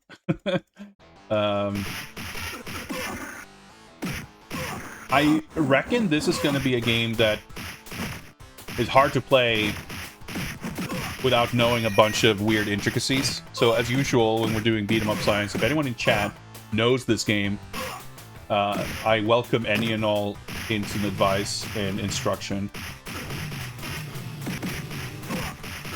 Actually pretty normal. Well, I mean, everything's relative, right? It's gonna take a while, I think, to figure out some of the moves and stuff. Yeah, I know it's supposed to be extremely difficult. I guess we can go into the dips here.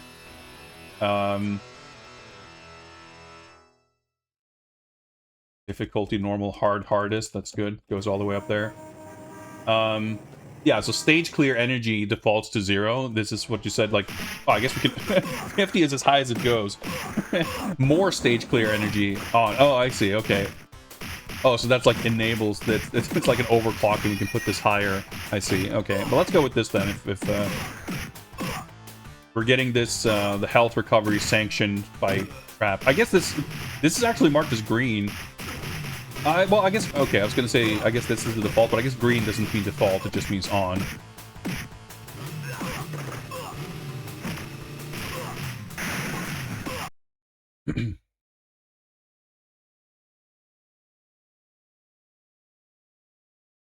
Get the... enabled. Actually, I don't know. Let me check real quick. I think it was set to... I'm just... Yeah, we have to pick a character. Berserker, Bulova, and Blitz. So yeah, he's the speed type. I want to say that he's like the shit character. Speed type, power type, almighty. Okay, I'm gonna reset because I didn't even have time to look properly.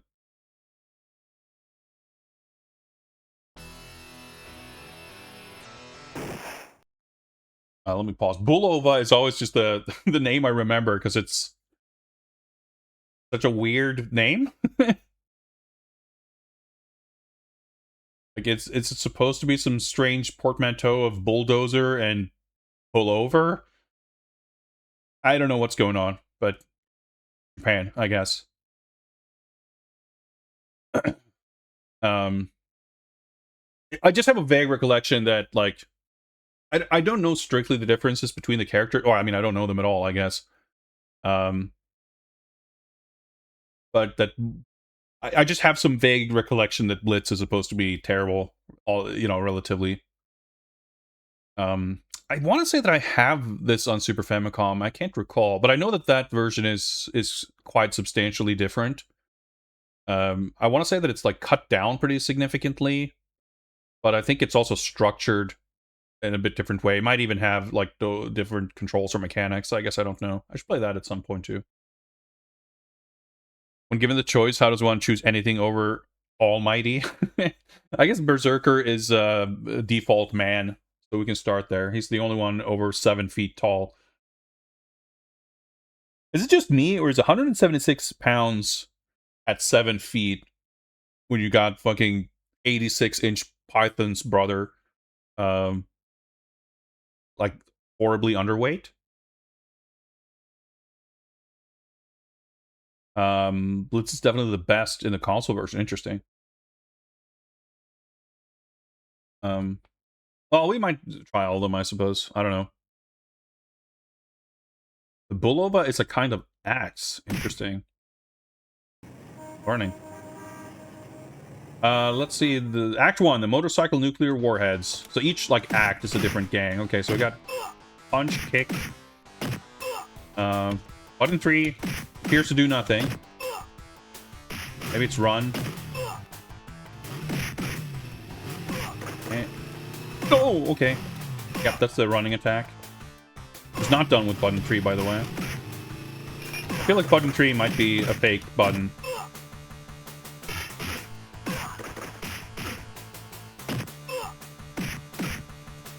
Interestingly, the grappling is kind of Double Dragon style contextual grappling. You can see that they're, like, when they're dazed, you can grapple them. But the hitbox for grappling is gigantic. So it's not nearly as finicky to grapple dudes. Should save this because I thought that guy was dead. As in most other Technos games.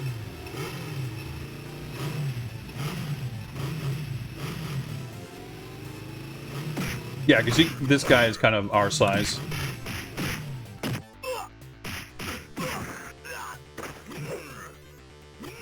No. Yeah, we're dead. I was about to say we're about to die, but no, we are already dead. Oh, okay, you don't get to pick characters, but that's fine. We'll go Berserker.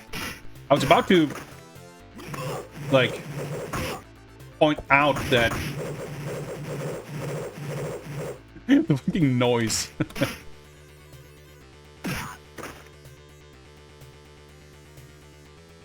That the health being in numbers is, like, kind of weird. It makes it kind of unintuitive. Okay, at least he's lost that. This is like Techno's combat. No combos, no stunning.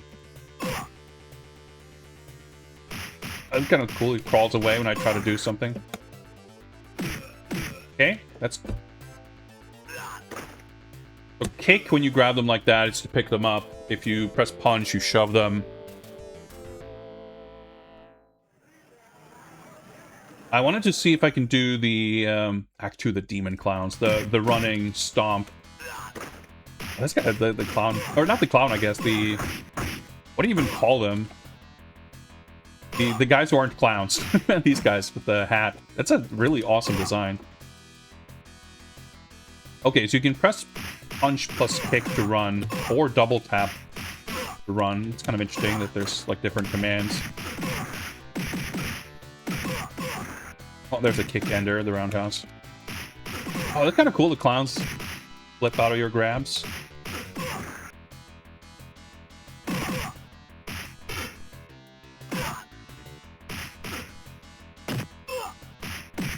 I like that the double head smash is actually surprisingly easy to do. It feels like the kind of thing that if you have that move in a game, it's going to be like harder to do than you expect. A very wrestling game like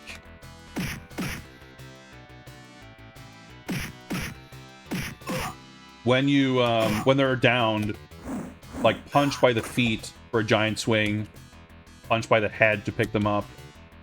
Oh, you can't even do that.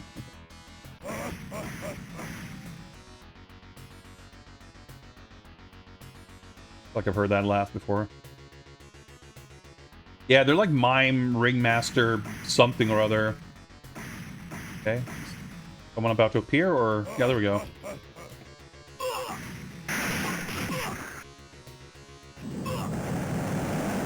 Like, I don't know how you're meant to approach the bosses. Yeah, and he leaves. Remember that I want to say that in the console version, that whole element of going up stairs is like not present.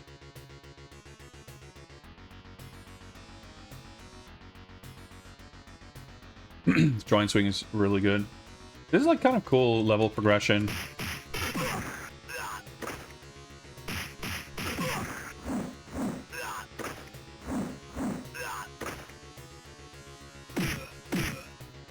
Oh no. Well, maybe, I forget. Maybe it was Bullo about doing like the jumping stomp. Maybe it's a character specific thing. Yeah, even in the arcade, like relatively speaking, the level structure is more like... Okay, so that's like mid body, I guess.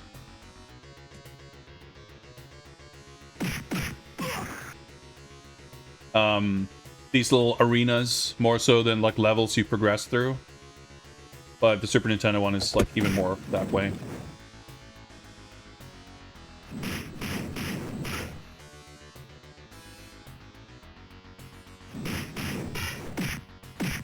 Yeah, that 150 recovery sure helped. There's like trading slaps back and forth feels kind of bad. The bosses, I went by his feet and pressed punched, and he like kicked me off. But I don't know if it's different if he's like facing up or down. My fucking health. Act 2 over, to be continued. This game is... It's pretty fucked. It's like very cool, but in kind of Techno's tradition, the actual mechanics of combat are like frequently infuriating.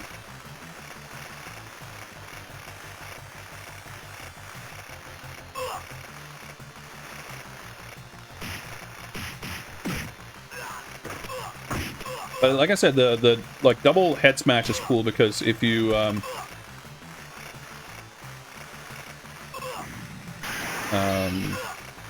have someone in a grab,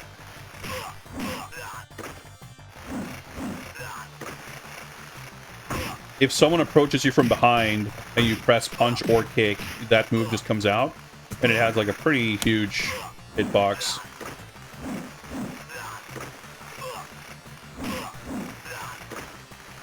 Oh, okay. That seemed to happen if I just walked. I don't think I pressed a button to make that happen.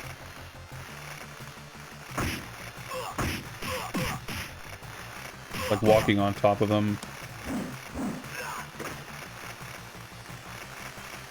I think this game does have like very good stage themes. Like the stages are pretty... They're all kind of, you know... I don't want to say mundane, but like very believable real-world locations. But this kind of skating rink club entertainment venue. Like even like the scale and the perspective of everything, right? Where you have these like relatively small characters on screen and like big environments to show off the locale. Okay, you can adjust diagonally at least to give kind of a sense of place, and it's a type of location that's a little not unfamiliar, but not the most sort of standard for this type of game, I suppose. This is like the one location, the scene that I kind of remember the most of this game, this like club dance floor, which is not a, you know, uncommon type of environment, of course, but it's executed with a lot of panache.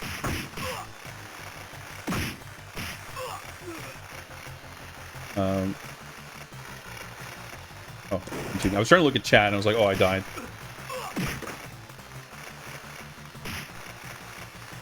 Dance floor is pretty sick. What controller do I prefer for games like this? It's anything that was designed and built for an arcade lever and buttons. I prefer to play that way. So I have my rusty slash kind of shitty old combo joystick.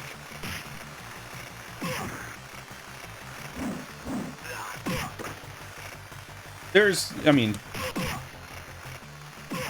hypothetically, arcade games that I might prefer to play on pad, or at least feel fine about playing pad, but generally, I like playing arcade stick games on arcade stick. It's just fun and good feeling way to control games, in my opinion. Which is why I'm always frustrated when I buy a game on Steam or whatever, and it feels like the kind of game I should play with an arcade stick, and it just doesn't let you because it requires analog directions or too many buttons or whatever it might be.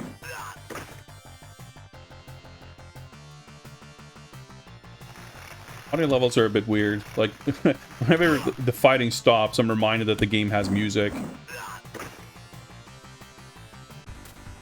Oh, everything is going crazy.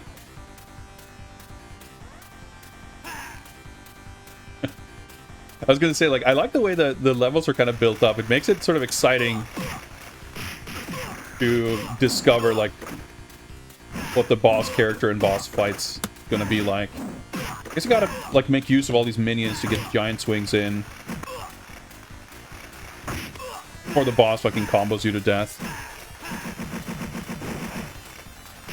Like, no iframes on continue is also... He's like a Technos-ism. At least this guy's swinging is not, like, mega instant. But he does have, like, a zero-frame kick. Well, okay. I guess that's a move that can just, like, go wild. Of course, my attacks aren't super fast either.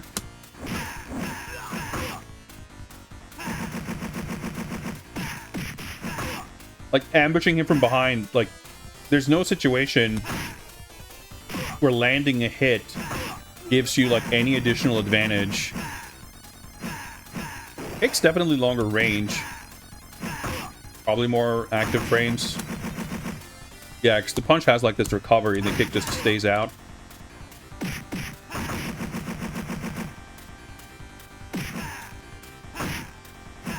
But, I don't know, it's...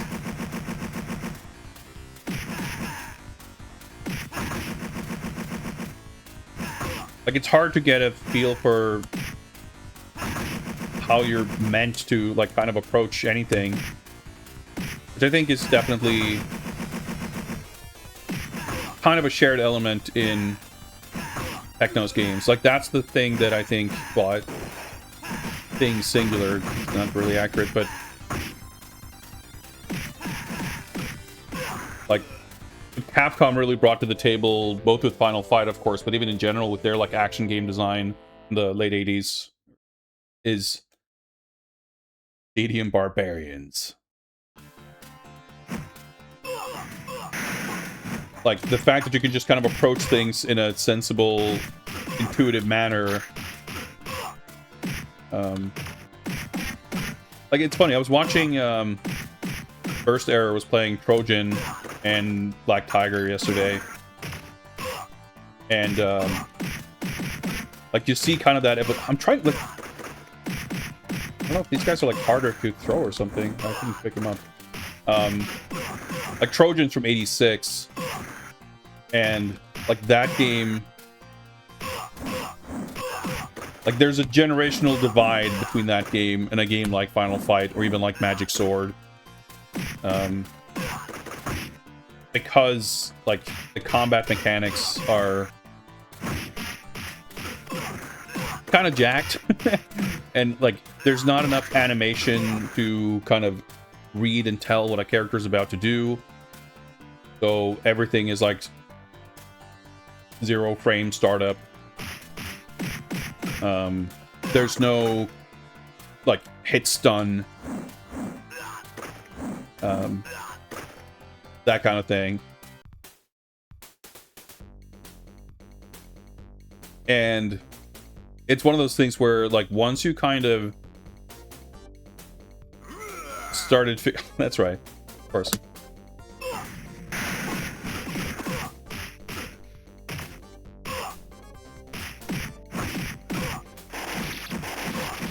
Never mind. Trying to see if I could grab someone and throw them to hit the boss with, but... Giant swing, please! Turn around!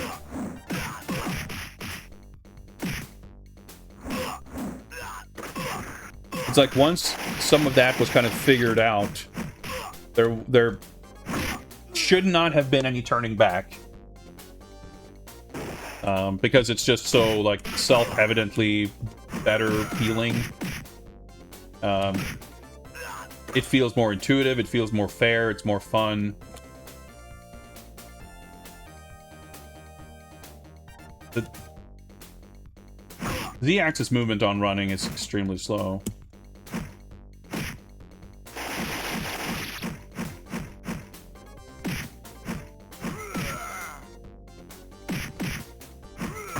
Like, you hit with an attack, and then what? Like, they just get to hit you before you can do anything?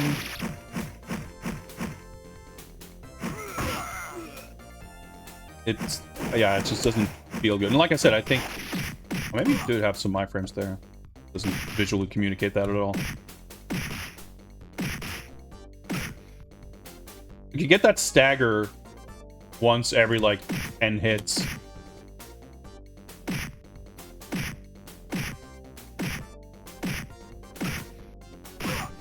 Me to run.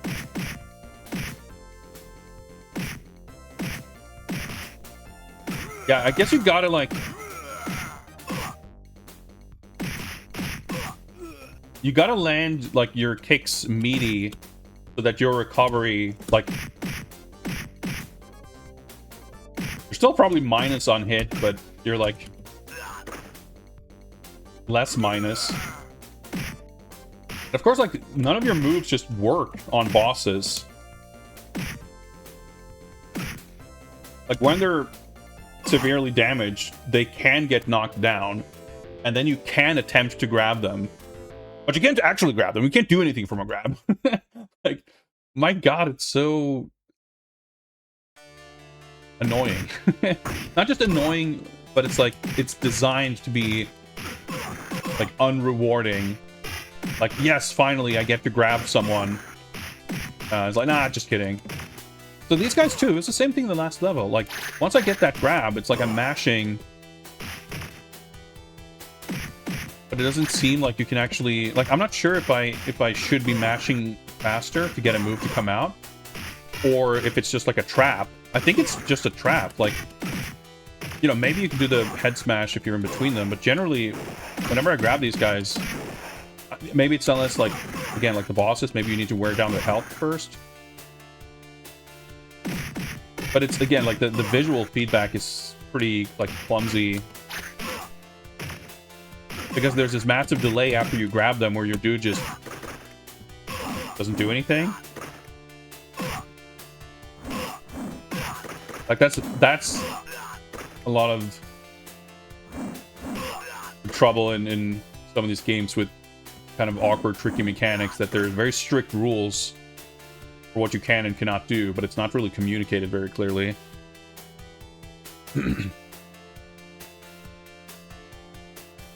Yeah, because talking about cheapness and boss design and everything. Hang on, I'm gonna pause for.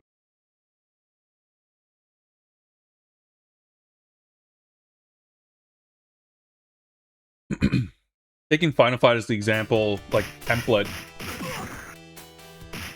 These guys stay on the ground very short amount of time, unless they start taking damage. Even that, right? Like the fact that that's also kind of a Technos-ism of enemies having like stamina. I guess that's like maybe a leftover from the WWF thing. You know, because it's a standard feature in wrestling games. But like hit stun and knockdown times being longer when they're at low health. Which I think is not a great design, because it makes it unreliable and like unpredictable.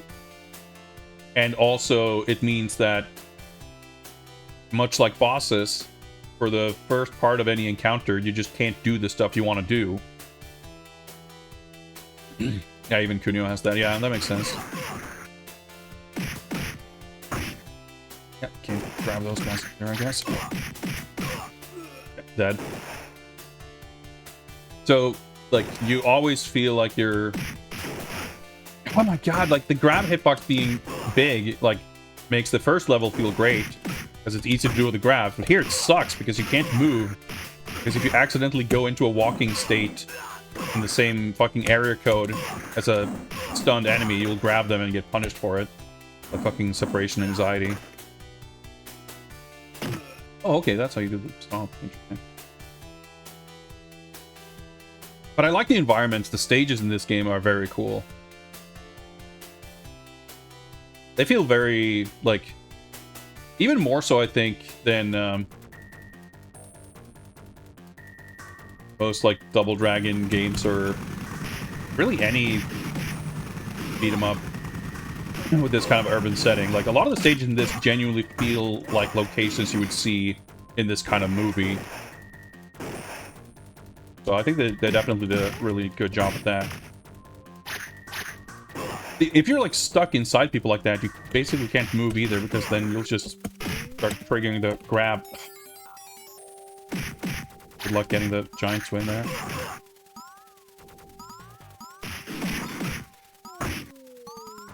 Fighting fucking Rockin' or whatever. Oh, trying to get a knockdown. This game is so frustrating. It's visually so cool, but it's such a chore to play. I'm glad I didn't do this yesterday. I would not have had the patience for it. I mean, I don't really have the patience for it now either, but it would have ruined my mood. Much more so than it is now.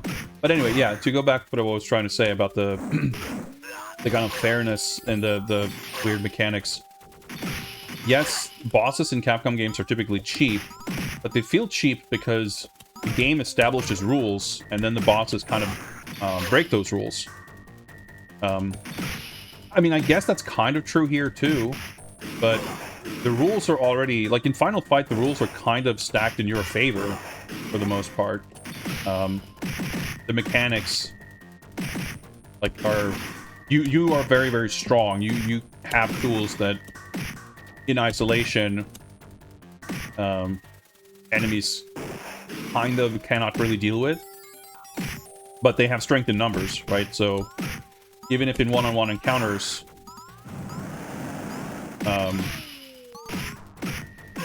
you always kind of have the advantage.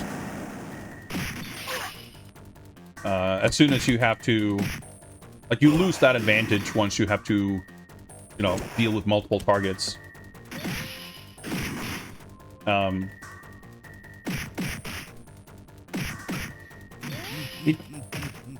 Just stop being stunned by 2 hits.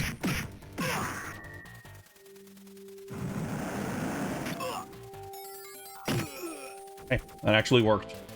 5 over to be continued. But like here, the bosses kind of don't need to cheat as far as like systems and mechanics and abilities go, like the rules. They just can have extra health, and already that's like more than enough to make them very difficult.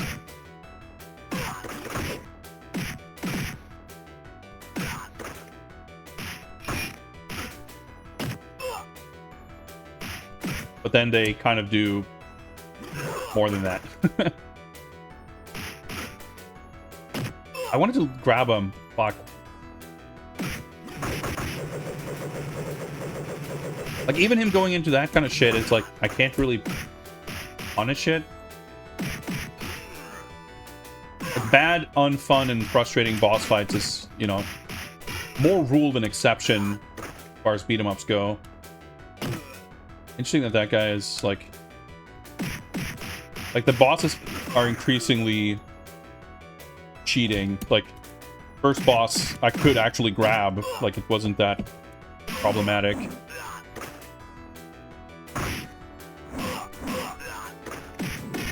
can get close to Karnov.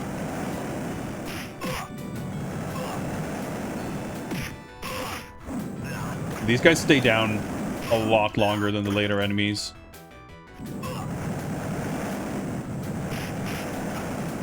Giant swing. I wish you could at least hit other people with them when you throw them, even if they land on their feet. No such luck.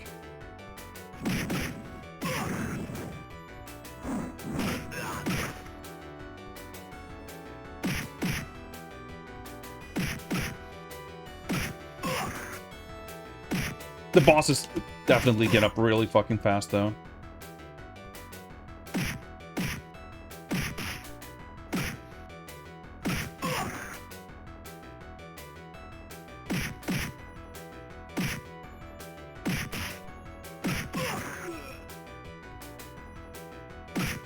Boss rush in this game is just like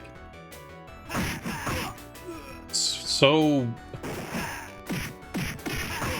rude. It's so inconsiderate.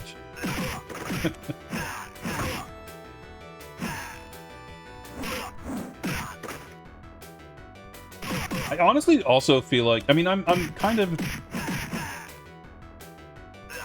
not a huge fan of boss rushes and beat 'em ups. Partially because bosses are usually not the most fun part of the game, and they tend to really drag. And yeah, so this game, you know, yes, the bosses are impossible to fight, so that's the one reason why it kind of sucks having a boss rush. But I also think the pacing of the levels, and, you know, partially that's to do with how difficult the boss fights are, but it's like, for the last half hour, I've spent most of it fighting bosses already. Like, the whole game feels like a boss rush.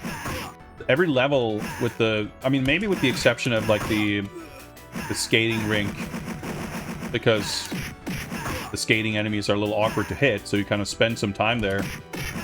It really feels like the gangs are just a relatively tiny preamble to the boss fight, which is like the real challenge of the level. It's like fucking Bushido Blade or something, where the enemies are just kind of a bit of filler. So it makes the game feel like a boss rush, which means putting a boss rush at the end of it just feels kind of weird.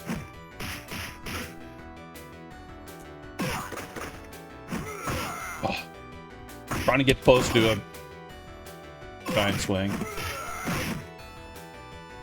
Like that, it feels so fucked up. That's like, you're fighting this big gang and it's like, oh shit, here's my opportunity when there's 5 other enemies. Maybe I can use their bodies to attack the boss. Because once it's just me and him, I'm fucked because I can't touch him.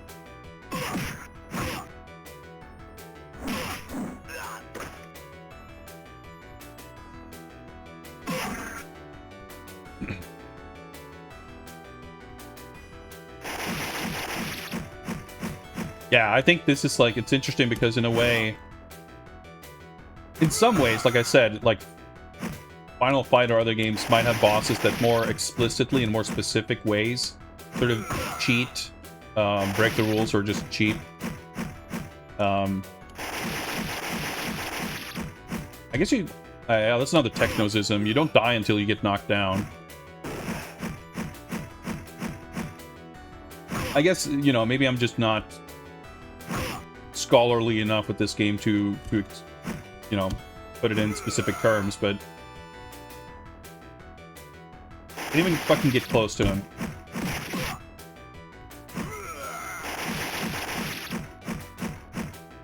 But it feels maybe less like specific cheats and rule breaking other than just being crazy. I've landed like one hit this credit.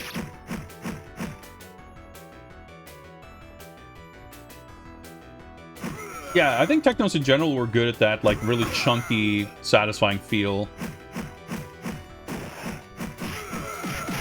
Yeah, I don't understand running exactly. I guess maybe... Because anytime I try an actual run attack, I've never had it work against any of the bosses. And running for positioning is... I don't know, it's not easy. Like, walking around like this seemed to kind of work. I mean, work in the sense that I could occasionally land a hit. But this guy's just going absolutely crazy now. And the way that he can, like, fucking backdash to achieve perfect spacing. Actually hit a running attack, though. Like, what, 2, maybe 3 hits that credit? Yeah, these games are fully fucking crazed. And it's interesting because I know that, like, the Super Nintendo game has kind of a reputation for being, I guess, lesser in the sense that it's a bunch of stuff that's sort of cut out of it. And it's not like this is a particularly ambitious game to begin with, in terms of, you know, the scope of the levels or anything. But I do wonder if the combat's different enough to make it not quite like this. You know, maybe that's something that speaks in its favor. So, oh my god, we got fucking army dude after this, right?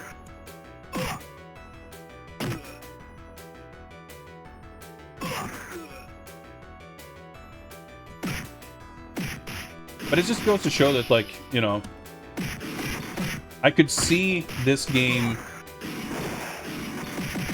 building a certain reputation among people who try to, like, play it seriously. And a different reputation among people who would approach this genre in general as, like, you know, credit feeding and button mashing and not giving a shit is how you play games like this. Like, if that's how you approach the genre, then I think naturally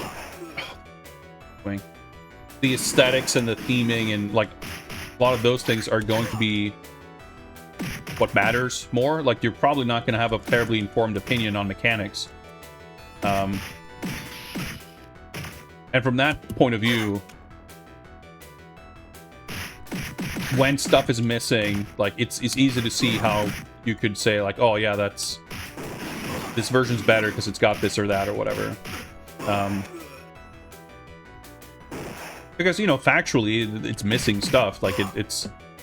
Regardless of how it compares to this, I think it's reasonable to be disappointed that it would be missing stuff. Especially given, like I said, this is not... You know, some game... You look at fucking Denjin Makai, and that gets a Super Nintendo port, or Undercover Cops. Go into that expecting that, like, well, how the fuck did they make this work? Like, what 80% of the game did they have to cut out to make this even function? Whereas this doesn't seem, you know, aside from the number of enemies on screen, like, the scope of the levels doesn't seem like something you would have to cut down to make it work. So it's, like, kind of disappointing in that sense. So, like, the criticisms of it are probably fair, but this guy's a lot more reasonable to fight than the American.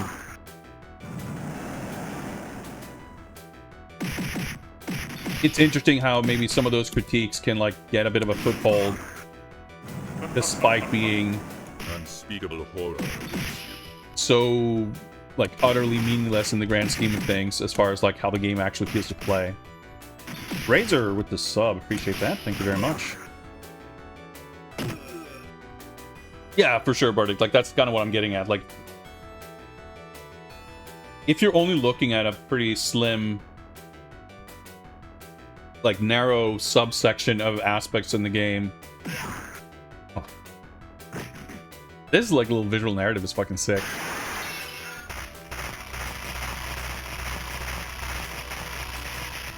I always get this like mixed up with there's some other game where you kidnap it. Like maybe it's Crime Fighters 2 I'm thinking of. There's some game where I'm always like expecting the girl to be the boss, but I guess it was this game. Of course, she's even more ridiculous to fight than anyone else.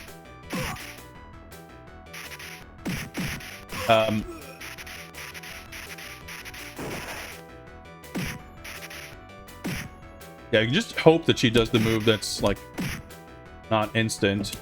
You know, of course, she walks about as fast as I can run, so I can't escape. Landing occasional hits though. Get one of her per player. That's nice, generous. Anyway, what I was trying to get at. Yeah, she like speeds up when I run too. Sometimes a reputation like that can kind of take hold. I mean, not that I would say that Combatribes on Super Nintendo has a particular reputation as a terrible port, but I feel like if you hear anything about it, that's the detail you would hear. Which I know, it's a tangible enough detail, but it's interesting if... I guess I don't know how the combat's actually different, but I'd be curious to try it just to see. But sometimes things like that can just get a life of its own. Horror awaits you. Base Hoppercopter gifted tier 1 sub to beat 'em ups. Thank you very much. Like, I'm reminded of, like, the perfect example of that, I think, is Double Dragon on the Master System, which I think it's, you don't hear it as much now. It does persist to a degree, but for the longest time, it felt like you would kind of commonly hear, battle's over, they've disappeared, and nobody knows where they went. Well, that's climactic. Full of us head perfectly fucking square. But if the shadow of violence again falls in the city, they will return. Oh, I guess they mean the good guys. I thought that was them talking about the villains, whatever. They are the Combatribes. A ghetto ending here with like the title screen artwork prop put at the bottom there. Oh, well, we did it. Fuji Ogata, of course. Pixel art. I'm a little exhausted after this. But yeah, what I was trying to get at is the Double Dragon port to the Master System for the longest time had a reputation for being like, well, it's not even that it had a reputation for being a good port, but it's like the conversation around Double Dragon was that like, oh, did you know actually the NES version is the inferior one because it doesn't have multiplayer. The Master System port is the good port because it has multiplayer. You can play 2 players simultaneously. That's why it's better than the NES version. And I feel like that was kind of regurgitated and repeated to the point. I mean, you know, it's kind of like when the angry video game nerd makes a funny joke about fucking Deadly Towers or whatever, and then for the next 20 years, people only know of that thing through that context and are happy to repeat the impression they got from someone talking about it. But the thing about Double Dragon, like, I don't know where, like, if you can trace that kind of thing back to anything in particular, but I remember it was something you would hear, like, frequently. But the Double Dragon port on the Master System is fucking dog shit. Like, it's terrible. Yes, factually, it has co-op mode, but it plays really badly. It's, like, pretty ugly. It's, you know, it's got very dodgy hit detection. Like, it's not a good version of the game. Not the worst, probably, but it's not great. You know, you can play Dynamite Ducks or whatever, and, you know, you can see that the Master System should have been capable of something better than that. But because it has co-op, that becomes this, like, tangible detail that you can pick up on. But like the NES version of Double Dragon is I mean, arguably it's like the best version of it because it's like it turns it into something different from the arcade game. It has like the level up system with the move list, which that alone means that you don't start the game with the elbow to trivialize the entire game. Like it actually controls fine. Like it's funny how those little details can be something that get picked up and narratives are built around, and it can kind of shape the general perception of something in a way that's like pretty easily debunked, I guess. I don't know. That's interesting. This sure is a game that one might wish was good and fun, but it kind of isn't. it's genuinely a chore to play. I I would be halfway curious to see what a 1cc looks like, just to kind of see what strats in this game look like. But I'm not particularly invested in putting more time into it myself. I'm a lot more likely, I think, to spend a little bit of time with the Super Nintendo version in case it's got more redeeming qualities. But yeah, the boss fights are just like, they're just not fun. Even by the standards of like frustratingly, annoyingly bad beat-em-up boss fights, I think Technos are... I don't know that I want to say that they're in their league of their own, but this is pretty bad.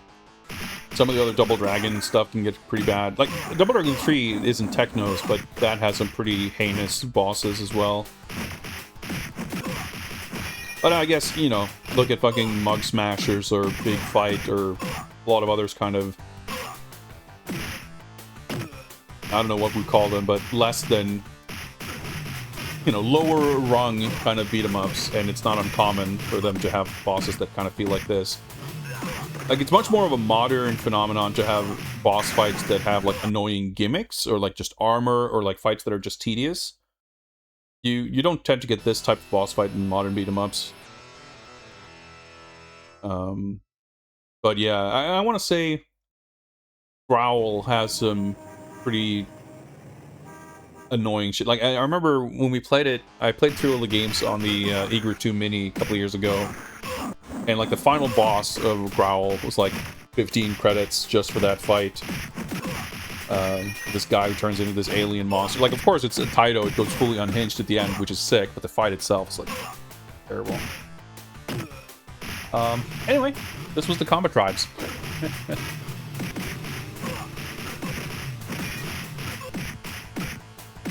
A neat game that has a lot going for it aesthetically, but is not very fun to play, unfortunately. Like, the first stage is fun. The game is fun until the first boss.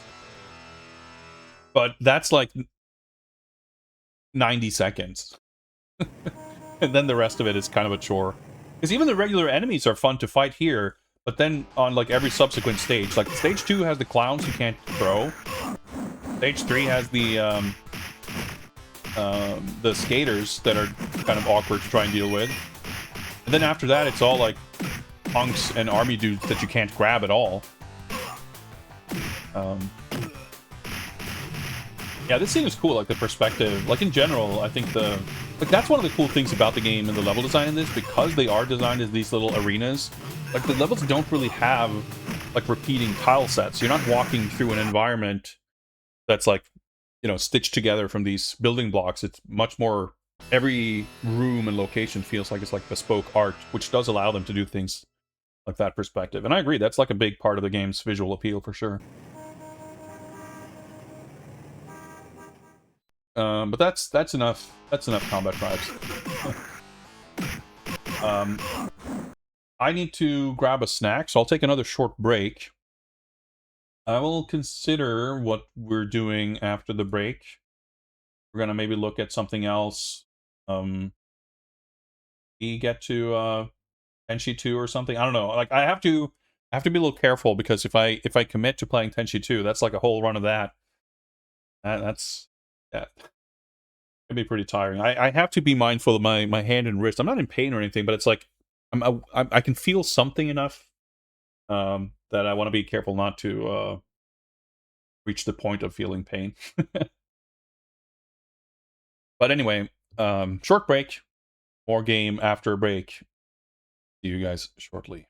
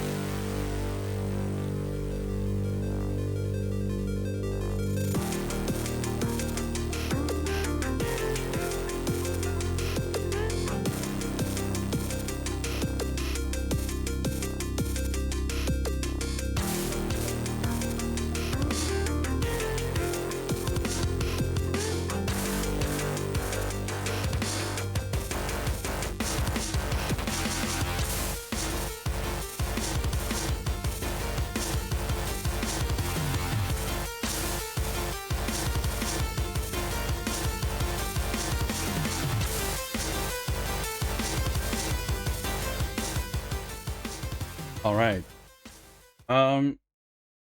So I've done a little bit of quick pondering, and I was looking over my list of games that I wanted to look at, and like I said before, there's a couple of them that I don't have available to me to play at the moment.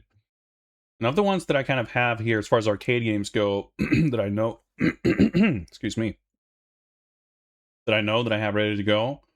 A lot of them are ones that I, it's shit like Ninja Gaiden, um, Shadow Force, whatever else is on here, Robo Army, Growl, as mentioned, like a bunch of these like pretty annoying games, pretty difficult games, and I feel like, man, I don't know that I have it in me after the Combat Tribes. Um, so I was thinking about maybe, as I had also mentioned, which is actually not too bad of a thematic connection here, taking a look at Double Dragon Advance. Because I believe I should have that ready to go. Let me take a look at Steam and see if we can get that running. Crystal of Kings, yeah. Handsome. Actually, pretty sure. Do not. Thought this was not ready to go, but I guess it's running. I don't know whatever version I have this actually is emulated properly, but save that for later. Another time. Let me take a quick look at my library. Oh, I have a couple of demos and stuff too, but whatever. That's getting sidetracked. I guess I gotta go to them up through here. I just want to double check that I'm have this game installed, which I apparently I purchased this July 10th, 2025. So it's been sitting there for about a year, but hey, better late than never. Shadrock is raiding. Welcome, Shadrock and Raiders. Greetings. We just played some Combat Tribes, and my hands are tired, my mind is worn, and I need some comfiness. So we're gonna play a better, more enjoyable Technos type game. I guess technically this isn't an arcade game, right? So probably this screen layout's gonna make more sense for this. That fine. Thanks for the follow. Welcome, welcome. I don't think I've ever booted this up, so let's see how this goes. Enjoy your sleep, Shadrock. Thanks for the raid. Appreciate it. I should get the volume mixer up here because this is probably going to be loud. The case. Actually launched a little window. Okay. I just got to get some settings. Oh my god, this title screen. Okay.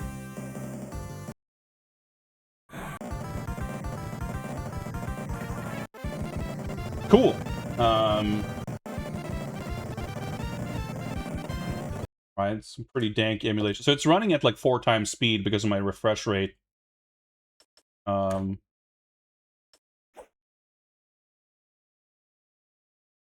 It's defaulting to windowed and like some multiple of. It's weird, but it's okay. You won't notice too much of it on stream. Let me just get some things configured here.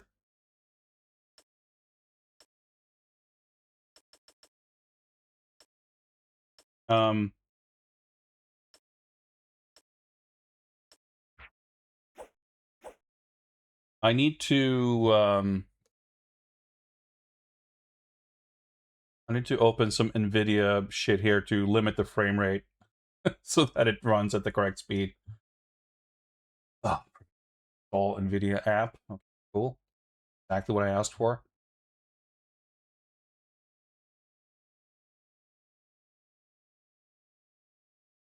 off.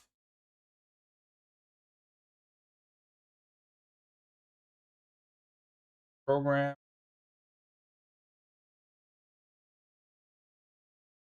Bear with me. Been installed.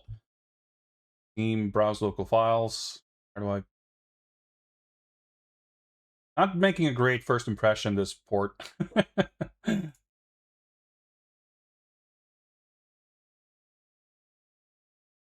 Files.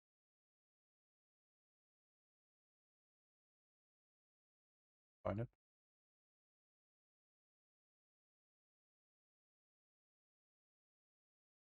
Double Dragon Advance. Double Dragon.exe.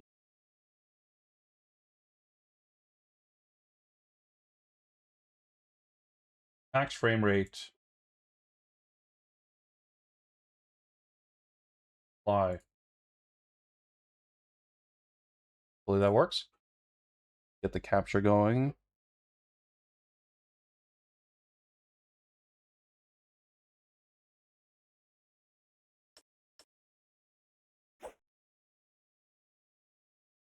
Okay.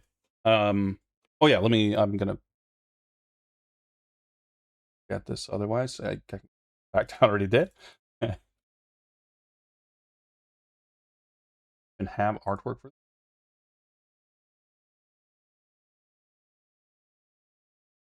Oh, not an folder. Oh, I did. Okay, cool. Oh yeah, that doesn't fit this layout at all. That's fine. Fuck it. Who cares?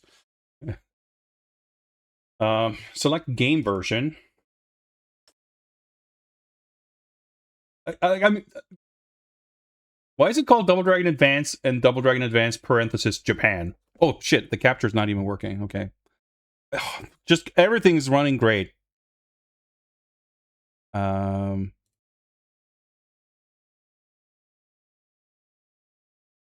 Does capture method work? Okay, that's better. Or is this one of those fuck things? No, okay, it seems to work. Okay. Yeah, so I can swap between Double Dragon Advance and Double Dragon Advance Japan. Why is this not called English or US or overseas or world or something? Like it's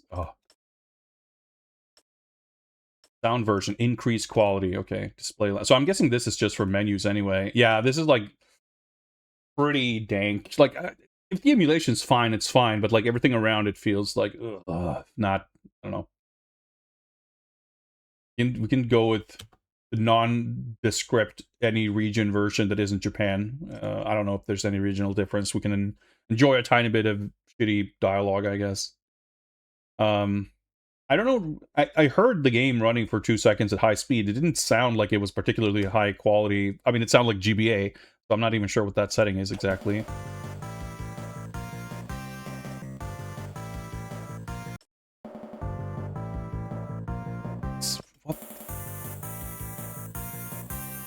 It's so strange. These like weird equalizer settings, sound quality, reverb settings.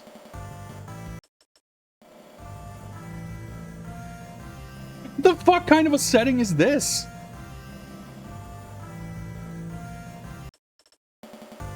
Yeah, Double Dragon Advance bass boosted.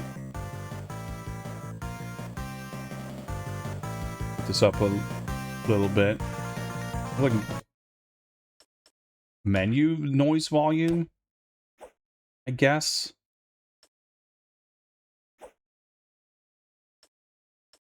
Yeah, so like standard full, which I guess is like keep aspect ratio but non-integer scaling.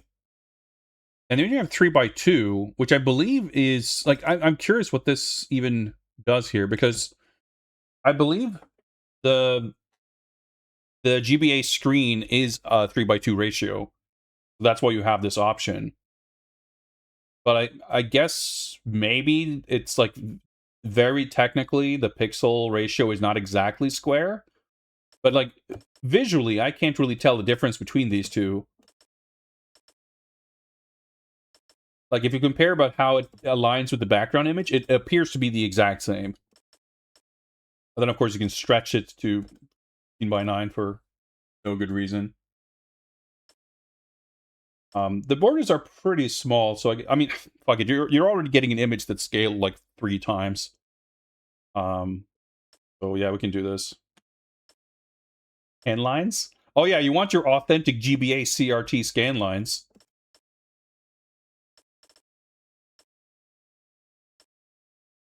Oh yeah, you missed the fucking holy shit, this like shareware ass title screen.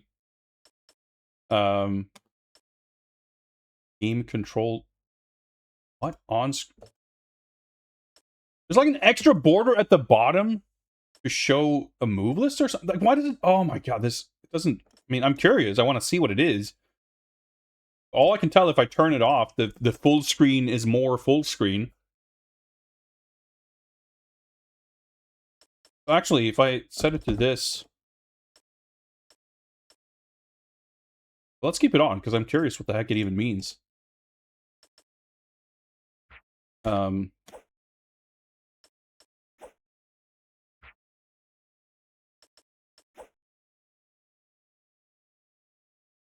Oh, can't configure it either. Okay, there's a custom. Okay, good. Now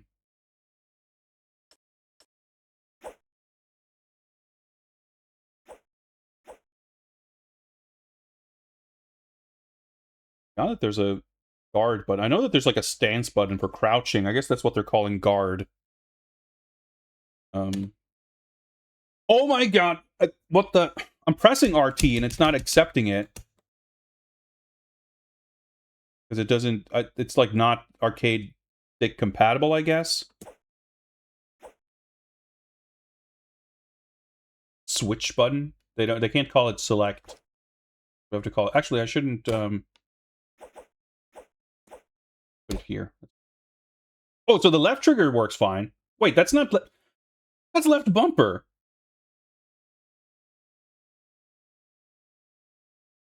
We're just going from win to win here.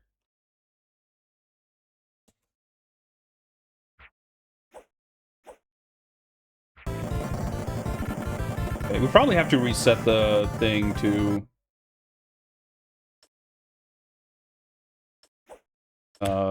have the frame rate lock applied. Let's see if we're actually going to play this.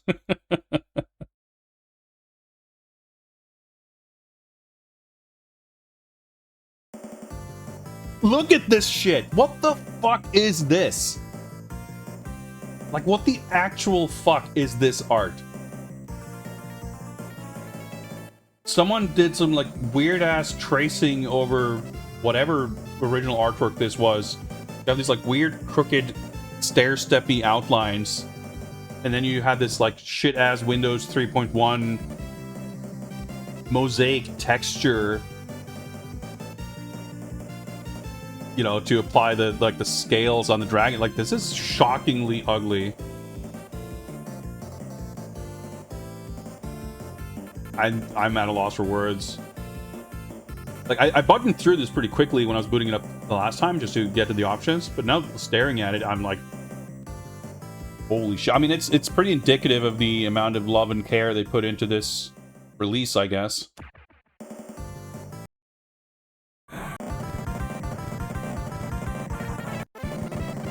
Okay. The frame rate limit's not...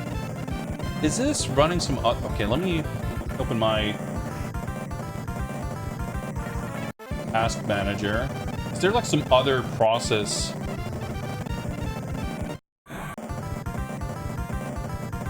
I mean, I'm assuming that's what's making it run way too fast.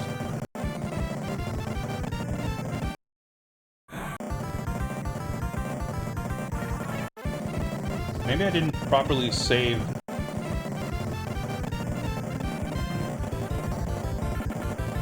or something. Oh yeah, okay, yeah, so max frame rate is not... I set it to 60 and why did it...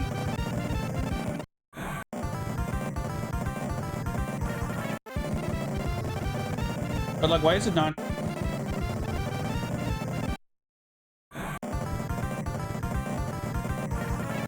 Now it says 60 FPS. Okay, so let me try restarting it now. Oh my god. I clicked the title bar and it just maximized the window. Max frame rate 60 FPS. Let's try opening the game again and see if it somehow resets that setting. Got it in the window. It's really fucked up that like the UI sort of menu layer seems to operate just fine. But once the game emulation starts, that's just going crazy. Max frame rate 60. This looks okay. It took like 3 attempts, but it's working now. Jesus Christ. Well, like $4 or whatever well spent on this, I guess.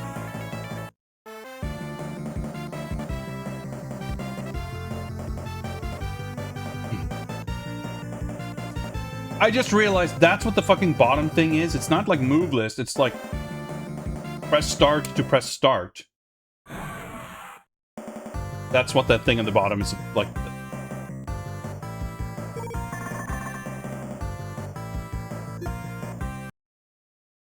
Let me just... Controls guide. Oh, that's why they call it switch, because the select button swaps character in that mode. I forgot that was a thing. But this is good. There's like a move list. That's a good feature. Sure.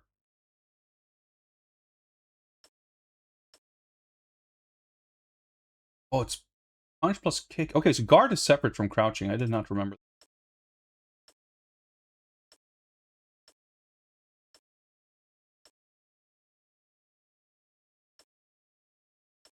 Punch button while enemy is crouching. That's not correct. It's uppercut is punch button while enemy is stunned. But okay. Yeah, head grab. Approach while enemy is crouching. Judo throw. Punch or kick button during head grab, but kick during head grab is also the Muay Thai knee. Yeah, it's like you press back in... I guess... Who the fuck knows? I guess it's like if you've already hit a few knees, the kick will then do a throw. Maybe that's what they mean.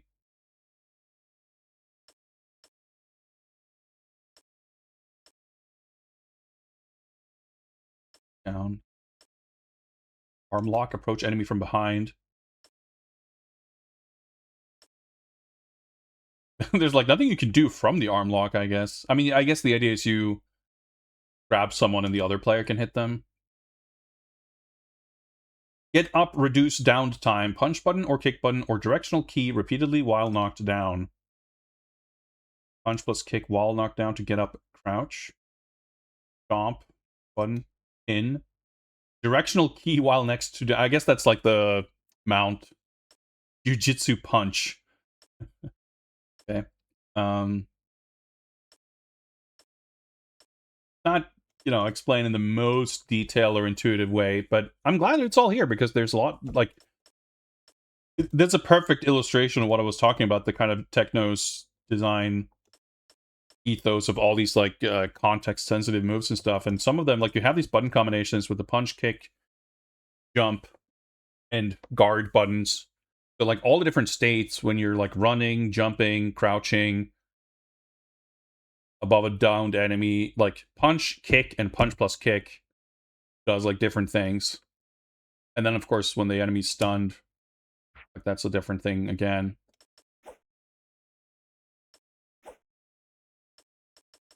Yeah, game control tips. I don't think we need those in game.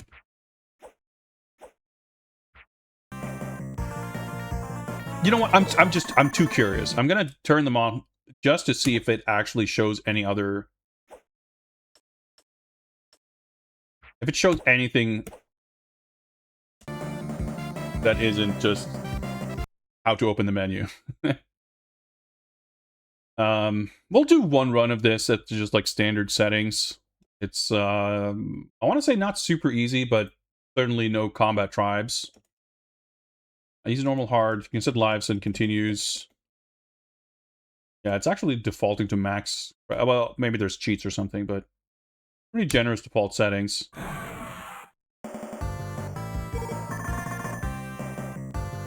So yeah, it has this sort of gimmick mode of one-player Double Dragon game where you play as both Billy and Jimmy, and you press the select button to toggle between them. We're not going to do that.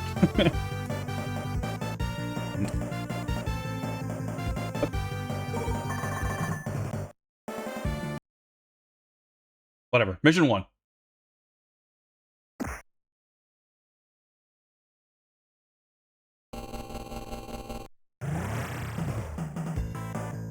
Fast movement. Of course, fucking Techno's enemies stay down for 1 second.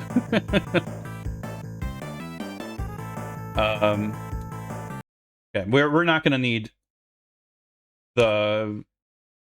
I'm so confused because, like, in the menu here, the Xbox A button is confirmed, but when we're in the Game Boy A button is confirmed, so it's like the controls swap between gameplay and menu.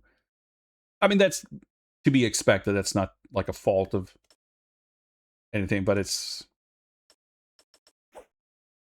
just adding to the kind of comedy of errors, everything going on. Yeah, so you have the crouch, you can do the uppercut and the knee. And that's the guard, you have the jump. Headbutt.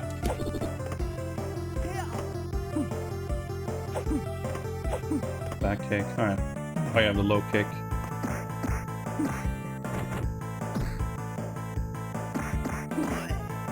Oh yeah, so you can also do these like juggle combos and stuff, which is pretty cool.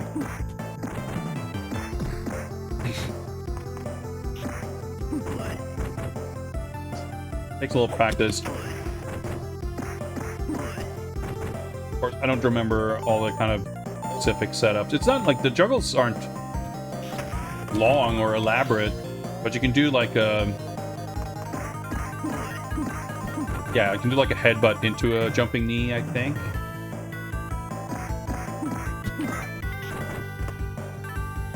Oh, look at how nice and quick we can take out these enemies compared to some other games, let's say.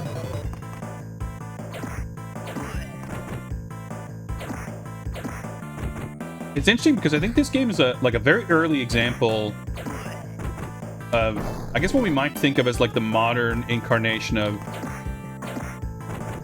beat 'em ups that are kind of designed around this idea of like player expression and being able to do cool shit.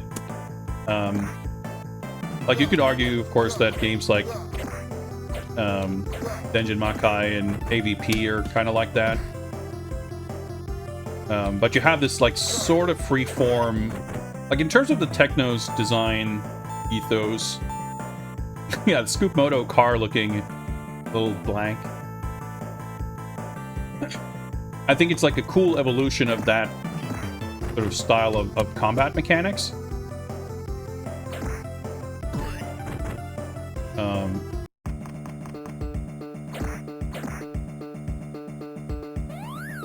But the sort of context for it ends up being a bit... I swear there's a... Okay, whatever the button was to break loose, I couldn't figure it out.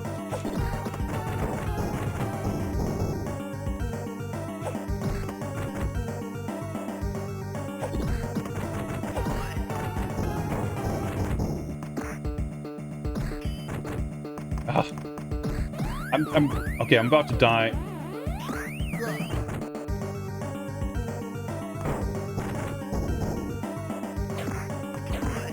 Oh my god. So slow. Do that. It's pretty cool.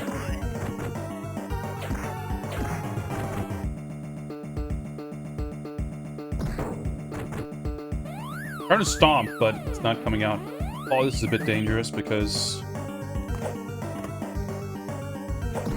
that could fall on me.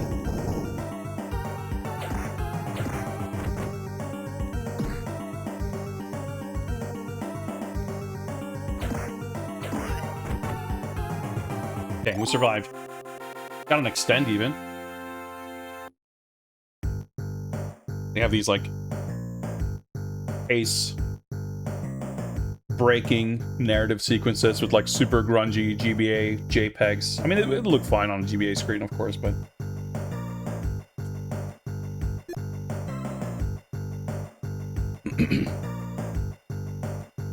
this game is basically a remake of the original, and it has a lot of the same level structure and bosses. But there's a not insignificant amount of stuff that's kind of added from other games or new new stuff for this game. Yeah, like the first stage, mission 2 here, it's all very familiar stuff. But there's going to be some new enemy types. I mean, technically, I guess we've already gotten more like Williams variants. Oh. I didn't mean to run. Oh, God.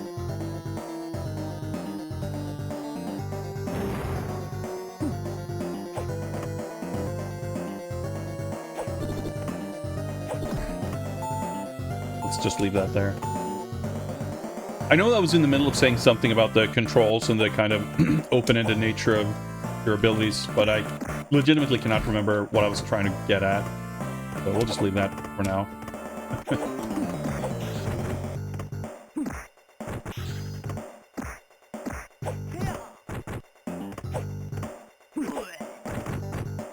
Alright, first death.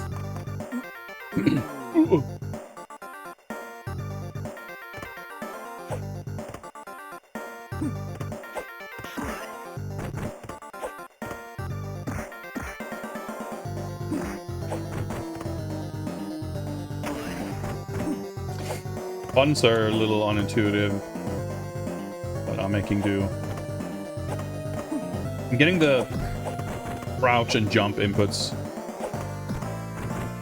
confused, like, constantly.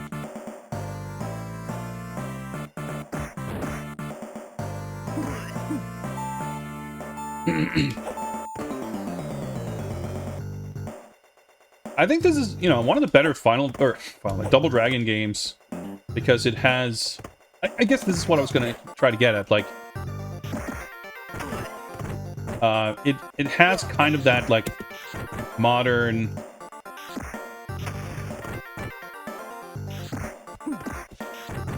the range are there, sensibility of the kind of player expression and like combo freedom.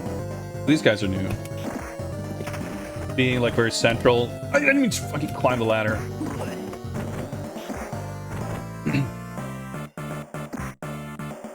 But I think it kind of works in the game's favor.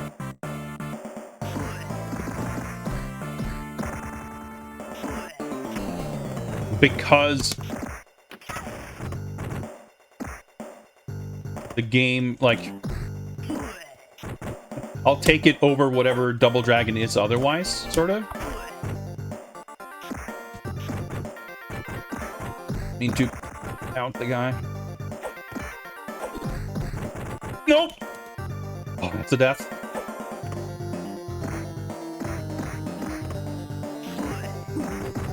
Like, emphasizing what the player can do and, like, cool combos and fun abilities over, like, the more precise nature of a designed challenge and combat encounter, I think it's like a step down, or kind of a, you know, perversion or whatever you want to call it, of combat encounter design as it, you know, looks and functions in kind of the Final Fight school of beat 'em up.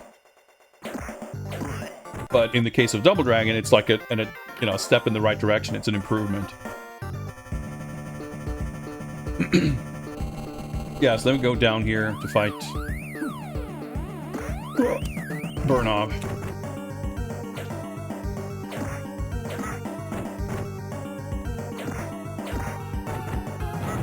Nice, thank you.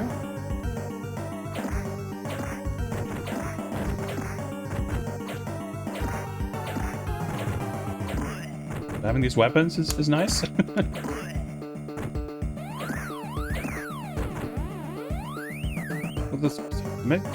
I could swear that I did the stomp while holding the whip before, but I guess I didn't. Oh yeah, I guess I didn't need to trigger this Linda, but that's fine. I always thought this was super weird. He just phases out and then he goes, ah, fuck it, never mind.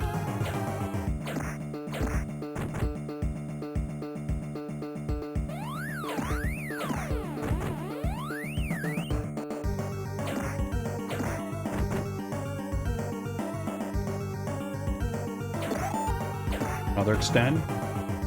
50k. I didn't pay attention to what I got the first extend at, but it seems crazy if it's like every 25,000. But it might have been like 20 and then 50 or something. Oh.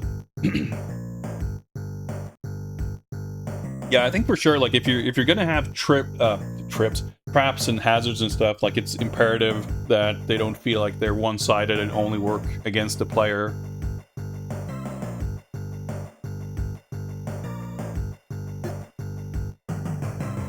Willie's Martial Arts Gym in Chinatown. Won't say anymore. Overly dramatic pointing. Dangerous area, also known as the Town of Two Tigers. Well, we only need one dragon to take out two tigers. So, and we have this, which is, I mean, not at all part of the original first game.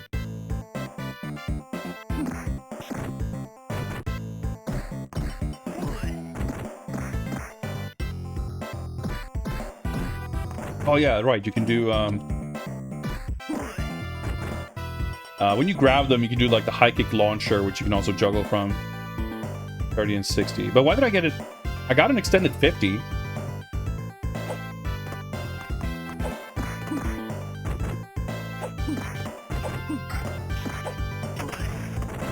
I'm not sure what's going on with that.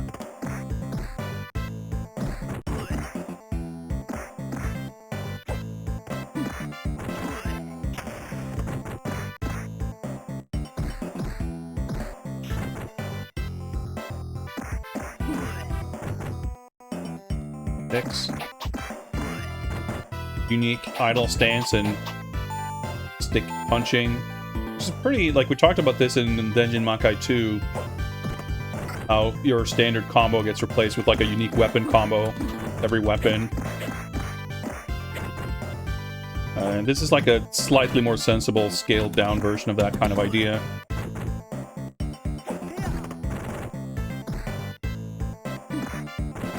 I will say that one thing that makes this, I think, function better than a lot of other, like, Double Dragon, Technos type things, is that you do actually have moves you can do that has, like, iframes.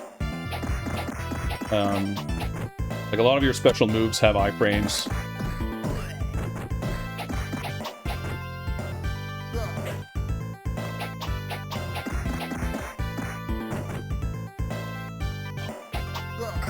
Well, that hit the other guy at least. Huge range, nunchucks. Not really worth trying to go for the stomp, because I'll just be punished if I can't land it.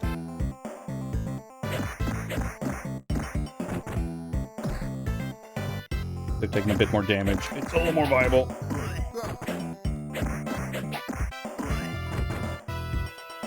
Yeah, in this game also, one thing that it sort of adds to the formula, if you can call it that. It's not a mechanical thing, of course, but just the visual variety of the enemies. The enemies have a lot more different like, color palettes and variations. So it is interesting. I think like the level design, maybe these guys just aren't stompable. Oh, I died. Okay.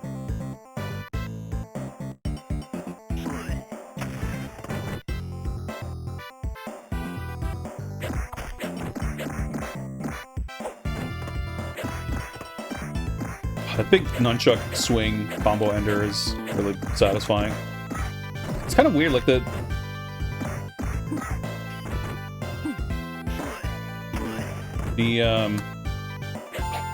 nunchuck attack seems to stun, because it's kind of the same idea. Like when they're stunned, you do the swinging, like turn that move. But so with regular attacks, it takes 2 punches to stun an enemy, and it takes 1 kick to stun them. It takes like a whole bunch of hits with this. But of course, while they aren't stunned, you can keep hitting them, so stunning in itself isn't necessarily an advantage, I suppose.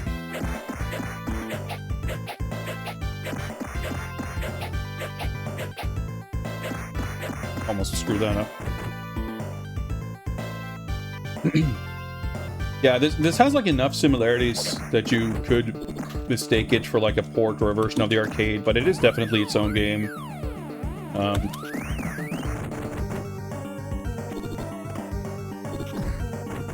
But these guys are like the guys who fight sort of at the end of Revive.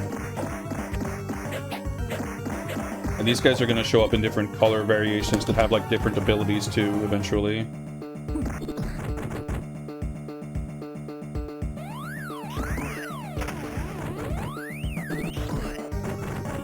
Fucking butterfly kick iframes.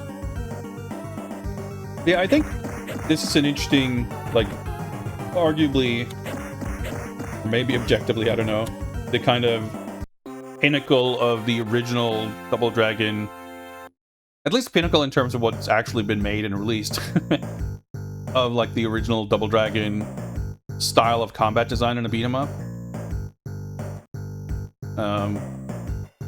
And it's a style that I would find interesting to kind of explore and do more with and try to figure out a nice middle ground to make it feel good and have all the things that are satisfying and cool about it, like the chunky hits and the, like that sort of, I think, for, as far as alternatives to kind of the Final Fight style combo string and beat 'em ups goes, I think Double Dragon is like the best alternative to it. It's way better than the Konami random animations and like land X number of hits to get a knockdown. It's at least sort of codified where you stun them, and in the stun a sort of separate set of rules apply, but those rules are still consistent and predictable, whereas in Konami it just feels never predictable. And then, you know, with Combatribes they kind of fucked up that idea where the stun into grab is like a consistent thing, but whether the grab is like will work or not is kind of up in the air. That sort of sucks. So I like it for that. I mean, I think Final Fight 1 on GBA is pretty good, but it's, I don't know. I don't love it. I mean, it's, as a novelty and as a cool thing, you know, as a Final Fight fan, it's pretty awesome. But it is, I don't know, some of the additions and bonus stuff is a bit gimmicky. It is based on the Super Nintendo version, so it's kind of, you know, it's got more enemies and more stuff going on, and it doesn't have the slow, like, it's better than the Super Nintendo version, for sure. But I think the two of them are different enough that I wouldn't strictly say that I have a strong preference for one over the other. Because they kind of scratch different itches. Wow, I love this song. It's from Double Dragon 2. This stage is kind of like, I want to say that there's a stage like this in Return. On that. Oh, rip. That's our first continue.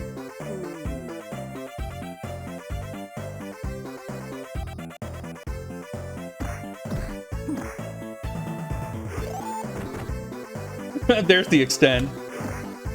Okay, so we got one at 50 and then 100. It could be like every 100 from now on or something. Do the range on that.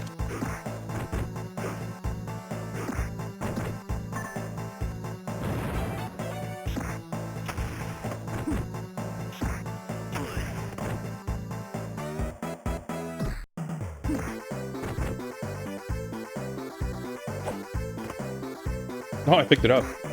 Alright, he just pocketed it?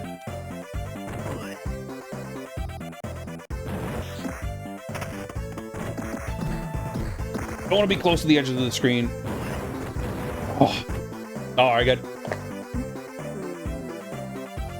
sniped by that like a dynamite.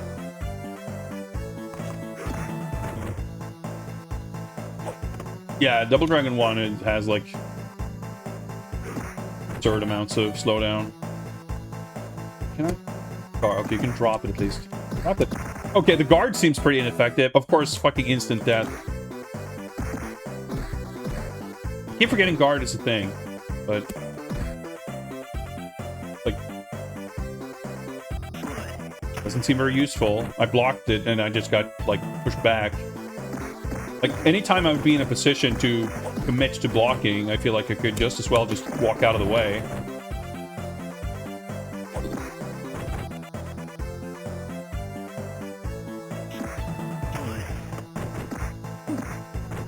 So, you know, it's not fully without the annoying technosisms. I'm gonna die. Well, I died anyway, but at least I didn't die twice. Okay. Well, it's not like I could have done much there. I guess the fact that you can crouch from a wake up is kind of an interesting addition because it means you can do... Oh! Oh, and I died! Oh, this... Okay. Okay.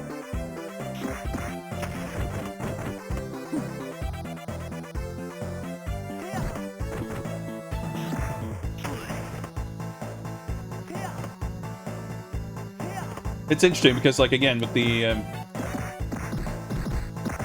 kind of freedom of expression and certain things, like little dialogue bits, like it feels kind of modern.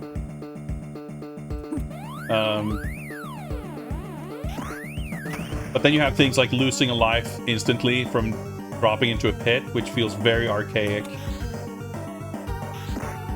Like, even by the 90s, most games wouldn't do that anymore.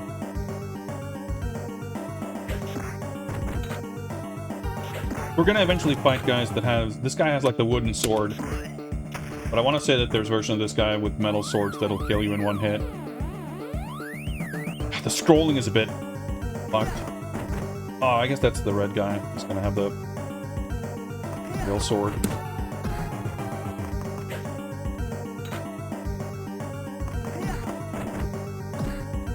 Hopefully we can trigger things kind of one at a time here, so...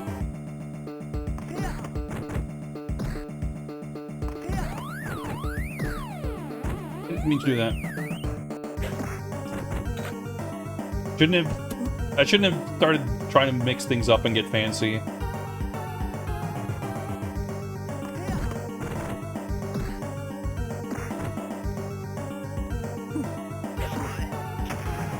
Dad.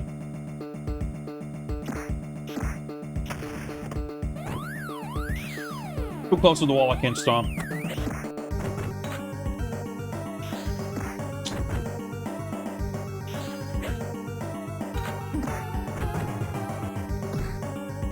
Oh my god, these guys are weirdly buff. Alright, he's dead.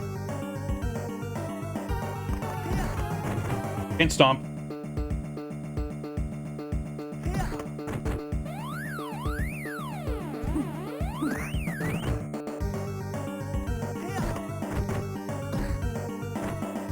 Try to walk down and it just makes me mount them instead.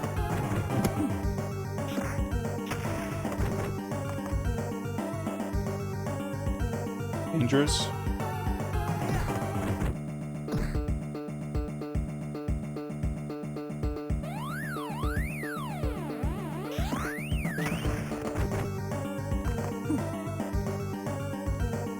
Oh, fuck. Literally the one thing I was just trying to avoid happening. Of course it's gonna... Yeah, one hit away from death. Oh, that's so annoying. Oh.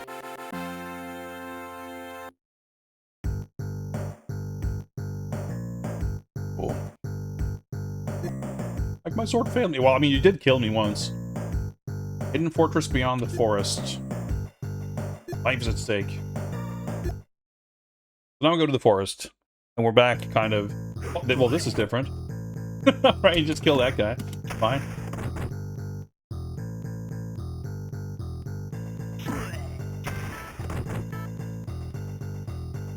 I guess maybe... I don't remember. I guess maybe this is... Because you get out of the factory, right? So maybe this is what the start of the forest level actually looks like. It's been a minute since I played the arcade game.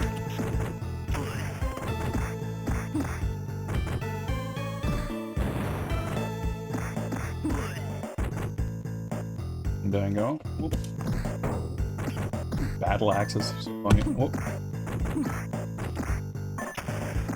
Oh. Flail. That's a pretty cool weapon.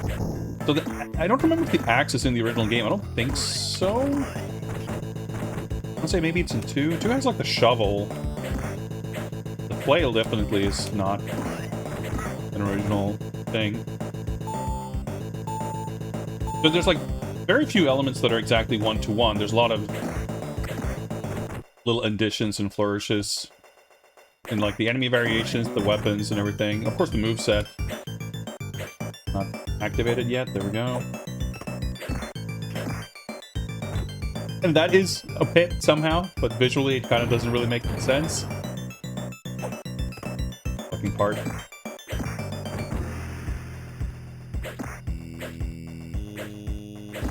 The Z-axis hitboxes are very... I mean, not just even... Do this, like, hitting an attack. Like, it's not that he's not vulnerable in that frame, but it's still...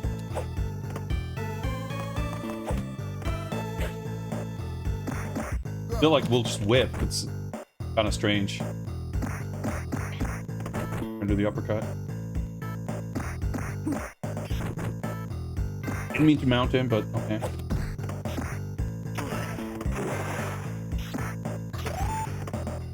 Yeah, 150. Okay, so now it's every 50k is an extend, I guess. Want to walk into that hole.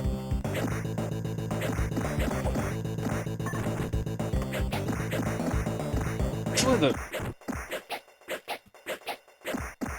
like out of range. Why is the axe just like flopped out of his hand? The scrolling is like absurd. Why do I have to hug the edge of the screen to scroll? Okay, so back.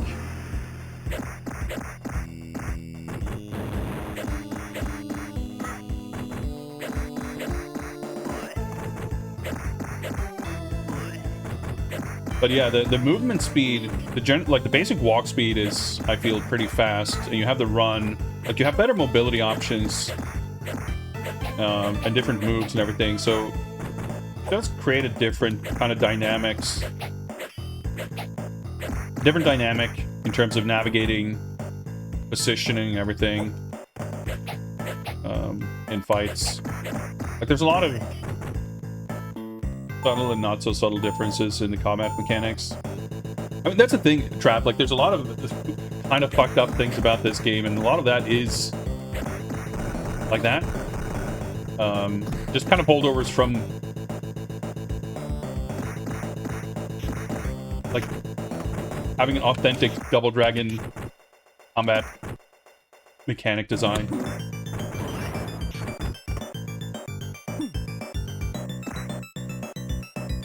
I need to pick that up because I wanted to stun him and grab him and throw him.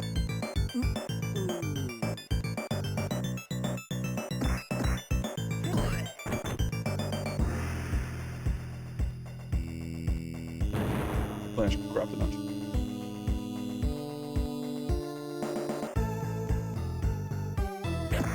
Like that's kind of a typical Double Dragon. Like this guy just being awkward to try to hit because it's so difficult to dodge the rock. It's like really stupid. Why is it like that? But, you know, Double Dragon.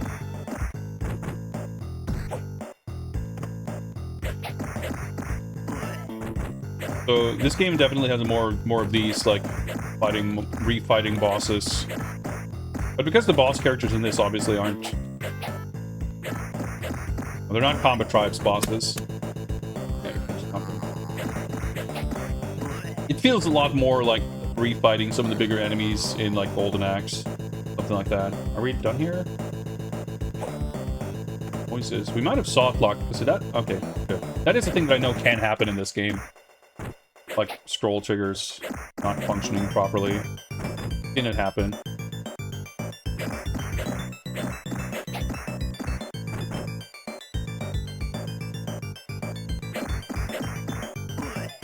Go. Animation. This is a bit fucked looking because you're obviously the viewport is like a bit cramped, right? You could barely make out a few pixels of that railing, but it feels like you're supposed to be able to tell that you can safely drop down, you know? Oh, come on.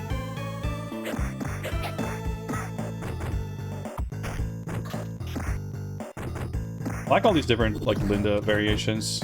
It'd be cool if they had more, like, design difference to it, not just colors, but even so. Still nice. Oh my god. Of course, get punished. That's on me.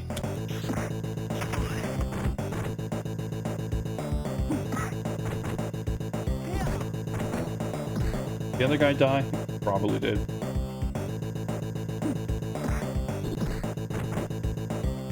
Fucked up. I was trying to do the running. Whoa!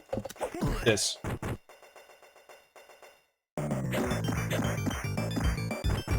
But there's quite a lot of this. Of course. Of course. Fucking knew that would happen. Lost my nunchucks. I think the level pacing in this is, like, not super great, because it does have quite a bit of this of, like, you're in a position, you fight some dudes, and then just, like, a whole new wave approaches with nothing else happening. Like, you don't advance the screen, there's no kind of narrative set-piece moment happening, you're just... The game won't let you progress until you defeat everyone, and then after you defeat everyone, it's like, ah, never mind, there's a few more guys. Oh, cutscene.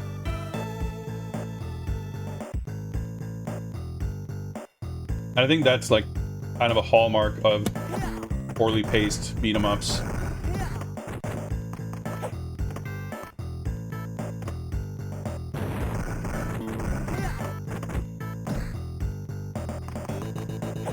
No diagonal movement while running.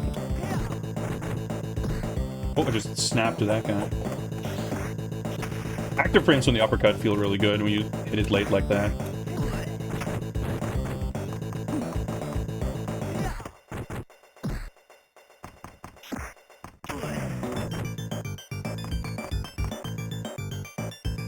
I don't mind, like, you know, in Dungeon Makai 2, I was, like, fully overwhelmed by the gigantic move list.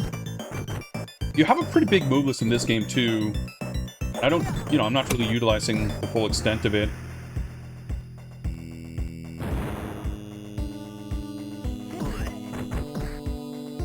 But in a lot of ways, because things are a bit more simple and a bit more, like, you're not doing big combos, you know, the jungle stuff by all means, but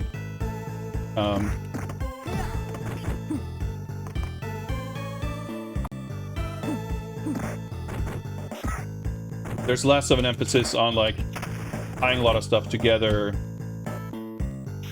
And not just, like, in terms of how the different moves tie together, but just, like, when you're fighting, like, the general flow of combat is a lot more about, like, individual hits. So each move is not necessarily so much... I mean, sure, I can do things like this. In the grand scheme of things, when you're approaching an enemy and choosing which attack to do, I feel like it's more... Again, the flow of it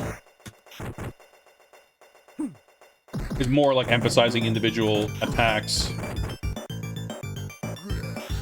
which I think makes it a little more straightforward or kind of tangible to wrap your head around, like, the individual decision-making around the moves.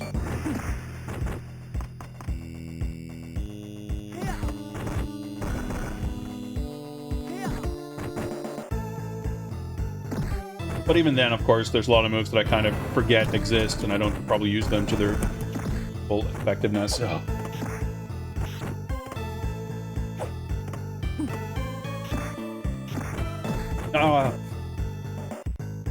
Yeah, the fact that you kind of do have to, like, time the juggles, it's got a pretty satisfying feel. Oh. Having a beard help at all with playing? Try to continue. I didn't mean to pause. I don't know.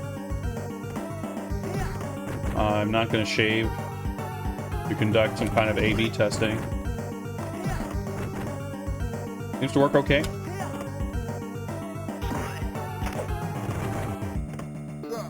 Ah.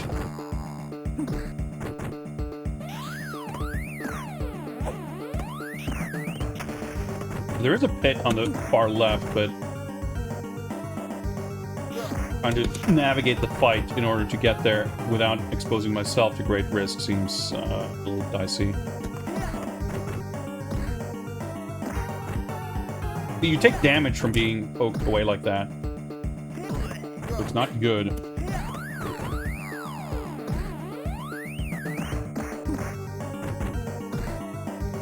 Or there. Got him, okay. Just jealous. Best you can do is awkward goatee.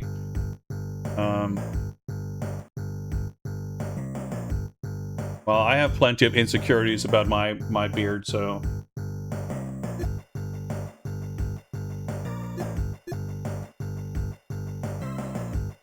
it's a struggle out there. Oh, let me hydrate. Thanks for the reminder.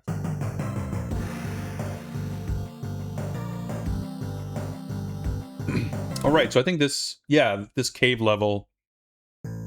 Oh, kind of an addition. We don't go straight into the hideout palace. So we haven't fought Jeff. Jump button. Fucking, of course. Oh, that was pretty fun. What was that? You know, you get a little bit of slapstick in this game. I can appreciate that.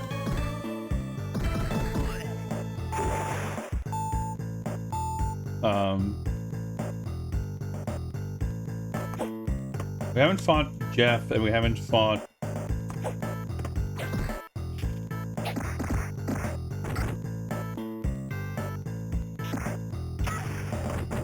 what's his name? Shintaime? Whoa!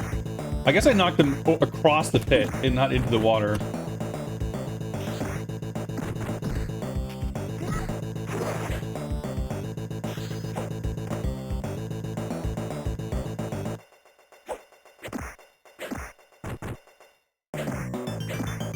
Of course, the pits and death traps are by far the deadliest enemy in the original Double Dragon, so this is authentic to that.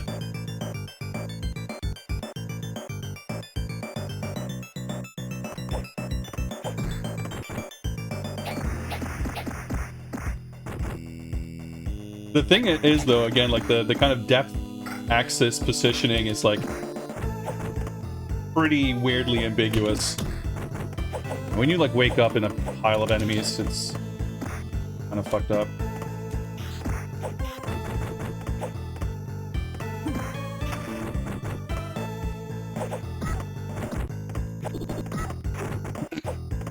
All right, see ya.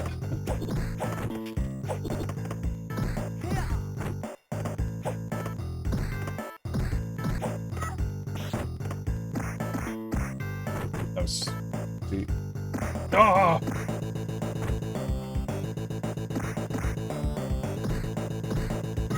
There we go. I was trying to get that high kick.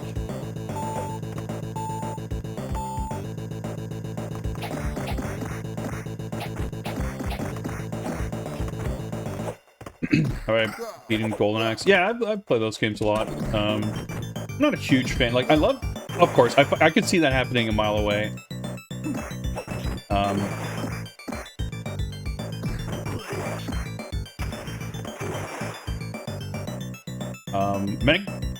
Golden Axe 2 is like one of my favorite Mega Drive games, but it's not really because I think it's a very good beat 'em up. It just has like great music and very cool atmosphere.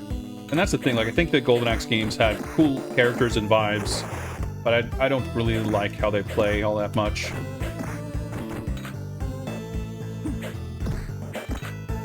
Golden Axe 3 on the Mega Drive has some interesting, like the most kind of elaborate game, both mechanically and structurally. But on the flip side, it does kind of suffer from feeling pretty cheap and rough around the edges.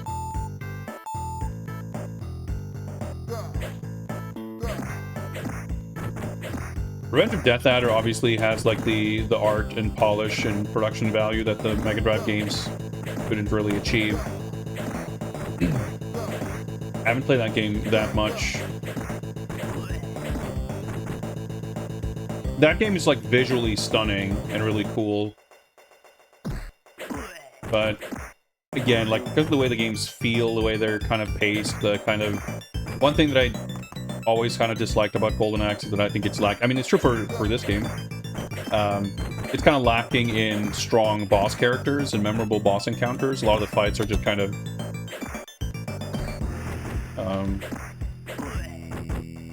refighting the same kind of bigger enemies or just a group of regular enemies as a boss fight. Extend to 250. Yeah, I think extends are a little more rare now.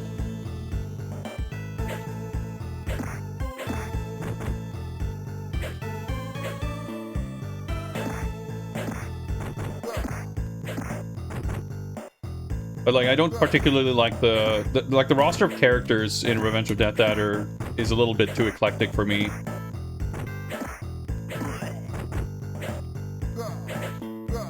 Like, really, the only character I like is Stern, the Axe Battler stand-in.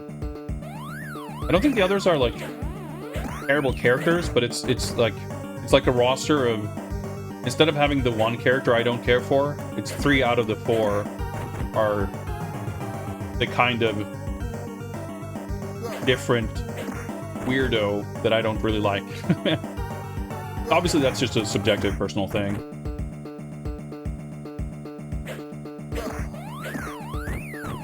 Yeah, there's a lot of different like Golden Axe game.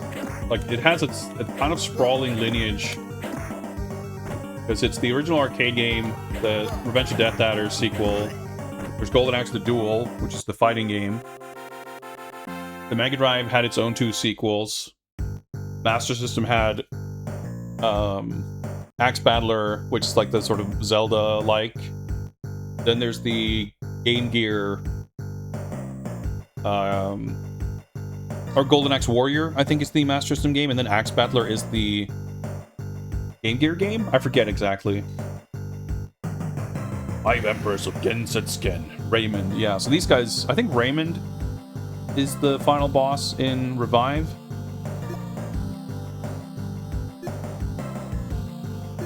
And these guys... That's interesting. This level starts off a little different.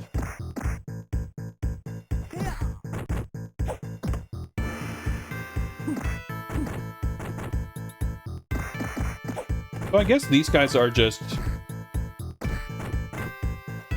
the Chintaimes, and there's no actual boss fight. Been clearly long enough that because I played this, that I don't remember a lot of details about the order of fights or characters. But yeah, this game has a lot of very annoying things about it. The death pits and traps and like the kind of things that are sure, quote unquote, authentic to Double Dragon, but in all the different ways they would kind of remix things and spruce things up a little bit and refresh it. Must have hit him out of the air.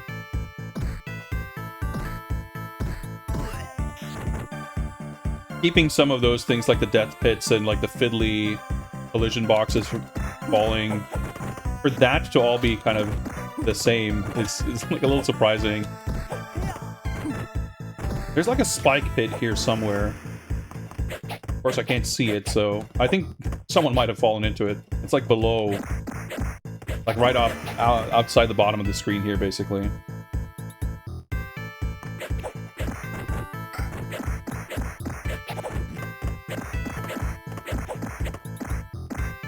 It is cool with the juggle stuff in this game, because that's definitely not really something that's in the original game.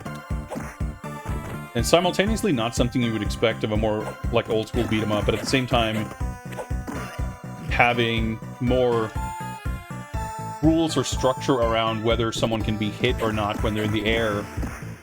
Like maybe it's a more modern thing too. But I think it fits in very well with the kind of almost staccato rhythm of combat in this, where you don't go into this like smooth flow of transitioning from one thing to the next. Like it is very much one thing at a time.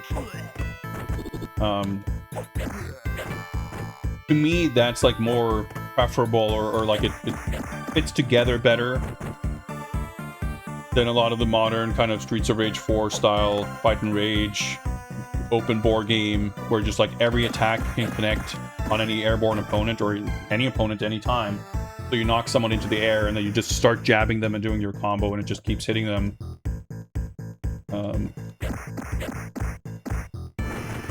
So every like combo ender or launcher, instead of like, there's no finality to any of the hits. You just knock people into a state where you keep massaging them with your 500 tiny hits, sort of. Here, each like individual hit being more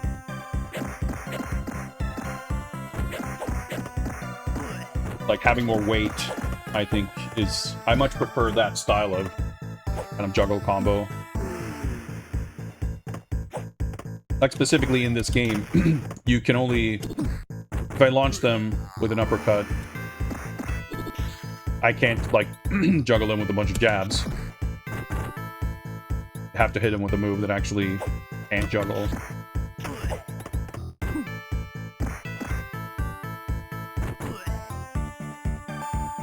It's not, oh, I didn't mean to run. It's not that easy to see where that flame actually is in terms of like depth.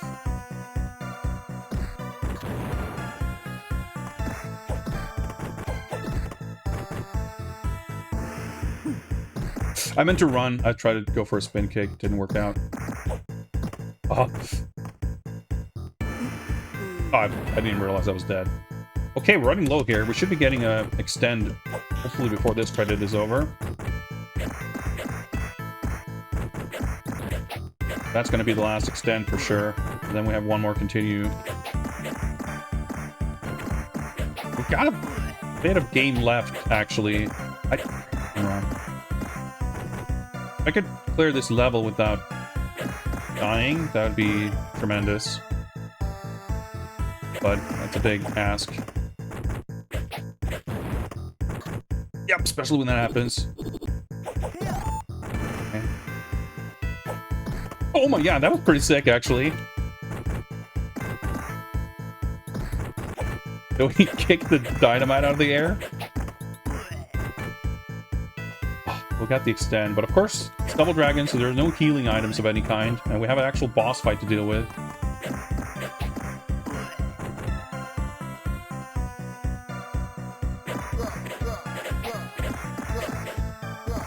Oh, I try to inch closer.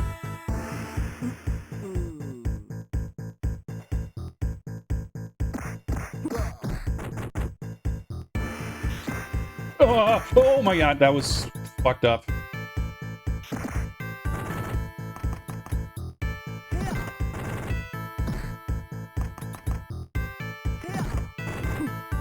Okay, I didn't get the stomp. Don't split up.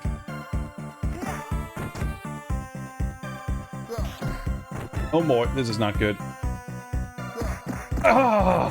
Couldn't get the crouch to come out.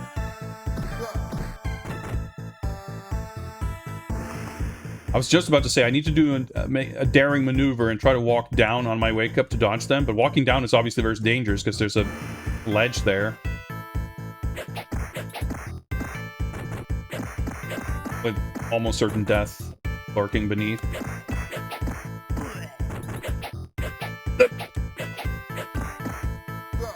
Oh.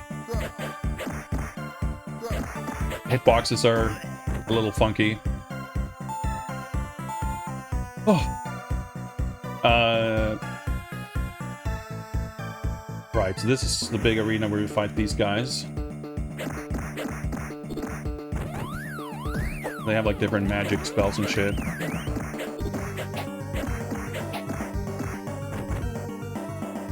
Get the stomp! Yeah, figured. Ah! Okay, we got one. Okay, I wasn't dead, but I couldn't have done much anywhere. Yeah, thank you for the compliments. I appreciate that. Eternal Champions is for sure a unfortunate game.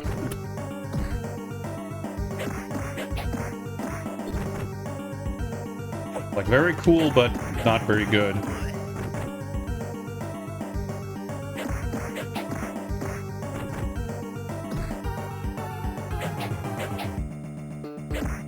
The nunchuck animation is like extremely long, and there's like a big buffer window, so you can, as you probably have witnessed, quite easy to accidentally get stuck in extended nunchuck swings. Yep. Let's do two of these guys at a... Oh, so after these two, I guess it's Raymond. But yeah, I guess I was like conflating things. Because I reckon we probably get the... Oh boy. You don't want to be hit with that shadow.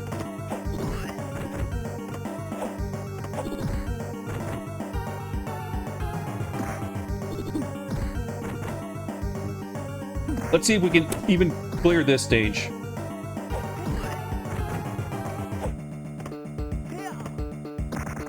Yep, there we go. Because I think we have the full, like, final stage of the original Double Dragon after this.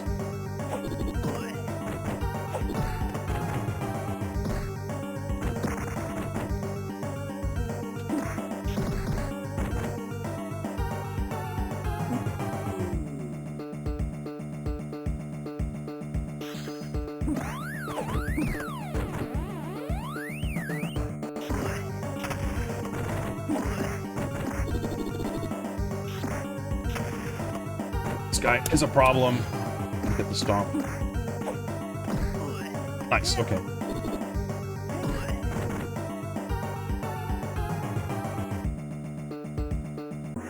Yep. And so this guy has like the spells of all the other guys, if I'm not mistaken.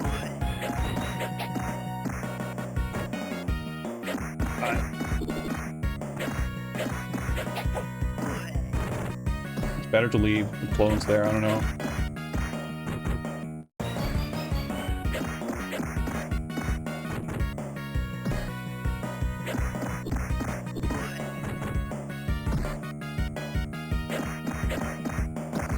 Okay, that...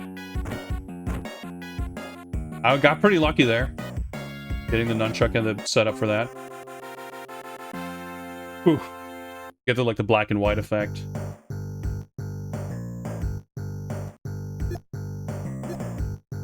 This is like at the end of the game.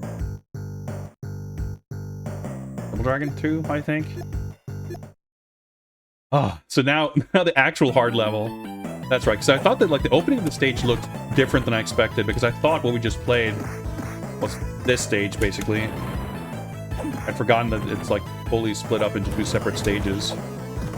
So doing this on this credit is gonna be a pretty friggin' tall order.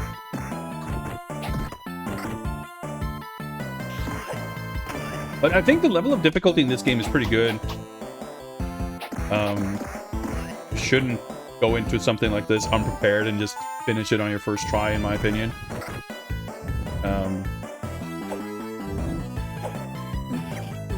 There's a spike pit, of course. This part is fucked. Look at my my health. Yep, game over. This is the quintessential Double Dragon experience. But yeah, pretty much around the corner there, I guess you fight one or two Abobos and then Willy. Look at how good this dragon looks, by the way, compared to the dog shit fucking...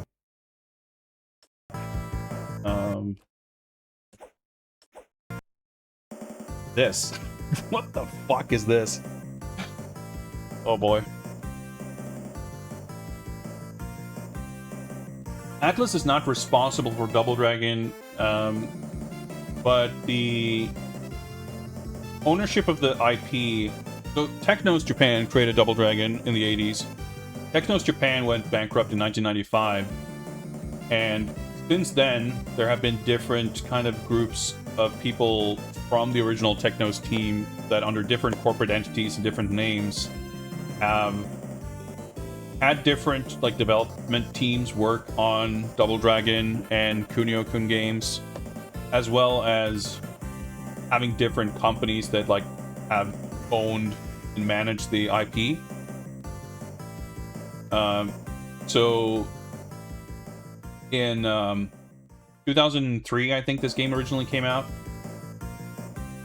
Atlas published this game and it was developed. I can't remember. Was it Million Kids? I don't know. Like I said, there's been a bunch of different names, but as far as I'm aware, I assume at least, because it seems to be the case, that some of the original staff were like involved in the development studio that created this game. And eventually Arc System Works started publishing a lot. So, like, the ownership of the IP, Double Dragon, as well as Kunio-kun, kind of traveled around different entities, and those entities would usually have games published by different publishers. So, like, Double Dragon Neon, I think, was like Majesco or something. And forget what companies might have put out. Some other things like River City Ransom EX. I guess that probably was also Atlas. But then starting around the Nintendo DS, Arc System Works started more consistently publishing the Technos games, like all the new Kunio-kun games that came out. There weren't a lot of Double Dragon games at that time, but there was like Super Dodgeball and stuff like that. And then in 2015, something like that, I think, Arc System Works acquired the Technos IP and Technos brand. So Technos is part of Arc System Works currently. Well, you know, for quite some time. But that's why there's a Atlas Arc System Works copyright. Yeah, fun to revisit this game. There's plenty of things I really like about it in the way that it manages to take things from kind of a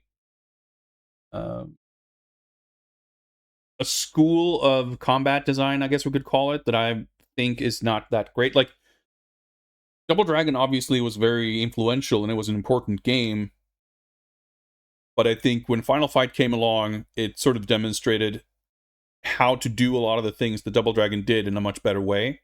Speaking mostly from a mechanical standpoint, but, you know, to some degree with regards to presentation and things like that. So anything that like maintains the kind of Double Dragon feel, for good or ill, in like a post Final Fight world feels a little archaic or kind of clunky. So I admired this game a lot for being able to mostly successfully, you know, threading that needle of, you know, basically providing like an example or a template for like how a Double Dragon style combat system can work. So I think that's what I think is really cool about this. Like, for me, this game is really compelling because, again, like I said, from a kind of designer's point of view, it I don't think they fully nailed it. Like, I think the move set and everything, that's pretty fun, but there's things like, for example, supposedly there's an ability to crouch from wake up in order to presumably be able to somewhat, you know, reliably have an option for wake up where you can commit to a move that's powerful and maybe mostly invincible, but still has recovery. Like the hyper knee is great, but you are vulnerable at the end of it. So you have an option. Like, do I wake up standing into an attack and take damage, or do I wake up into an attack that'll knock them out of the way, but might still leave me vulnerable afterwards? So those kinds of little decision making, using iframe strategically from grabbing and stuff, like those things I think are definitely the missing ingredient, or at least a missing ingredient in the original design of Double Dragon. So I think you could take what Double Dragon Advance did to that formula and probably refine it further to something that still feels distinctly, you know, not even necessarily in a literal sense feels distinctly Double Dragon, but, you know, like I said about Combatribes, the first level, until you get to the first boss, the game's fun and it feels good. Partially because, like, your attacks are pretty quick, the enemies, like, respond in a reasonable fashion, and when you stun them, grabbing is really easy because the grab hitbox is really wide. Grabbing in Double Dragon has historically been really finicky, so just, like, increasing the size of the hitbox to get the grab instantly, like, just makes that feel better. So I think there's things like that you could tweak and fine-tune. And like, I think you can play a lot of games, literal Double Dragon games, but also just other sort of Double Dragon clones, and feel like, ah, yeah, I don't know about this, man. And then compared to that, I think Double Dragon Advance kind of shows, it illustrates that, well, there's more to it. You can do more with it. I think it as far as controlling the character and the moves you can do, it is fun. It feels good to do those combos. Like, I think the stun system works better in this game than others. But I still think I mean, obviously the whole pit stuff is just a nuisance. Even just making it so you take like 25 or 50% damage instead of outright dying from a pit would make it a lot more palatable. So it's like a level design issue, but also like the collisions for moving around. It's very easy to slip into a pit by mistake. Enemies will fail to jump over pits and fall into them. Like, it just doesn't feel polished. It feels like it's a feature that's there out of obligation, not because it's improving the game. So yeah, I think it's cool to see how much Advance kind of improves on the feel and the formula of the combat mechanics of the original Double Dragon, while simultaneously having so many kind of obvious flaws that it inspires, for me at least, further kind of imagination of what one could do to create something that feels like that has all the cool stuff of it, but much less of the frustrating parts. It'd be interesting to design or to imagine a game that's not like an heir to the kind of Final Fight style lineage, but an heir, kind of like Violent Storm, or even Metamorphic Force, maybe a better example. Like, Metamorphic Force is clearly an heir to the Konami lineage, but it incorporates just enough stuff from other games, or shifts away from the way certain things had been done in previous Konami games to make it feel really good and fresh and like an improvement in my mind. So I'd be really interested to see what that would look like. A version of Double Dragon Advance, or just Double Dragon in general, I guess, that incorporates what's fun about this combat system, but refines everything else, or the parts of it that are a little bit rough. The iOS and Zeebo versions of Double Dragon are very, like, the controls and moveset is very much based on this, but they have a lot of other flaws in my mind. Like, the level design in those games is very boring. The boss designs are really out there and doesn't feel like it fits any kind of cohesive world or anything. Like, it's kind of a weird game, but yeah, above average as far as Double Dragon goes on a mechanical level, absolutely. Anyway, I've been streaming for about 4 hours. I have some things to do today, so I think we'll wrap things up there. No Tencho Crowd 2 today, but we'll be back to that game for sure. It is, in fact, quite addictive. I still feel bad about not having really gotten back to Captain Commando. I kind of do want to go back to that as well, but we'll see. Thank you very much, Razor, for 100 megabits. Appreciate that. Oh yeah, I wanted to mention also, I wrote about this quickly on Discord, but in case you're not there to see it, there was overnight a new beta demo release of Shadow Gangs 0. This is the sequel, prequel, remake, new installment to Shadow Gangs, which is an incredibly good Shinobi type game. You can buy it on Steam. It's excellent. And this new one is primarily being developed for Neo Geo, but it's also coming to Mega Drive, which is the version I have backed on Kickstarter. But as a backer, I gain access to these Neo Geo beta demo releases. And we played one of these demos previously on stream, and it had like a handful of levels. This one apparently has like most of the entire game, minus the final level and final boss. And backers have been greatly encouraged to stream and discuss and give feedback on the game. So I'm pretty excited to check it out. So that's probably going to happen on stream within the next couple of days.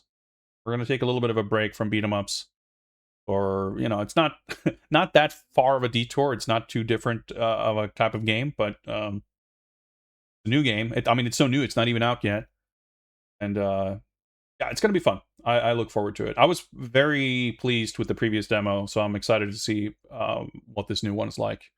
Obviously, there's going to be more content, but I'm also curious if there's more more fundamental differences made. Anyway, I just wanted to mention that real quick. As usual, my schedule continues to be very sporadic and random. I'll probably... It's been pretty comfy for me to stream in the mornings and such, so I'll probably continue doing that in the near future. So keep an eye on my Discord if you want to... I've probably got some links, but let me just do this. If you want to get some kind of advance warning that I might be streaming soon, my Discord is usually where I put those. Let's see who we can raid.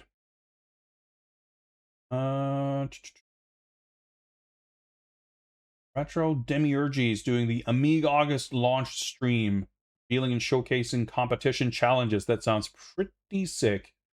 Amiga August sounds like a very fun initiative that I hope I can participate in some extent.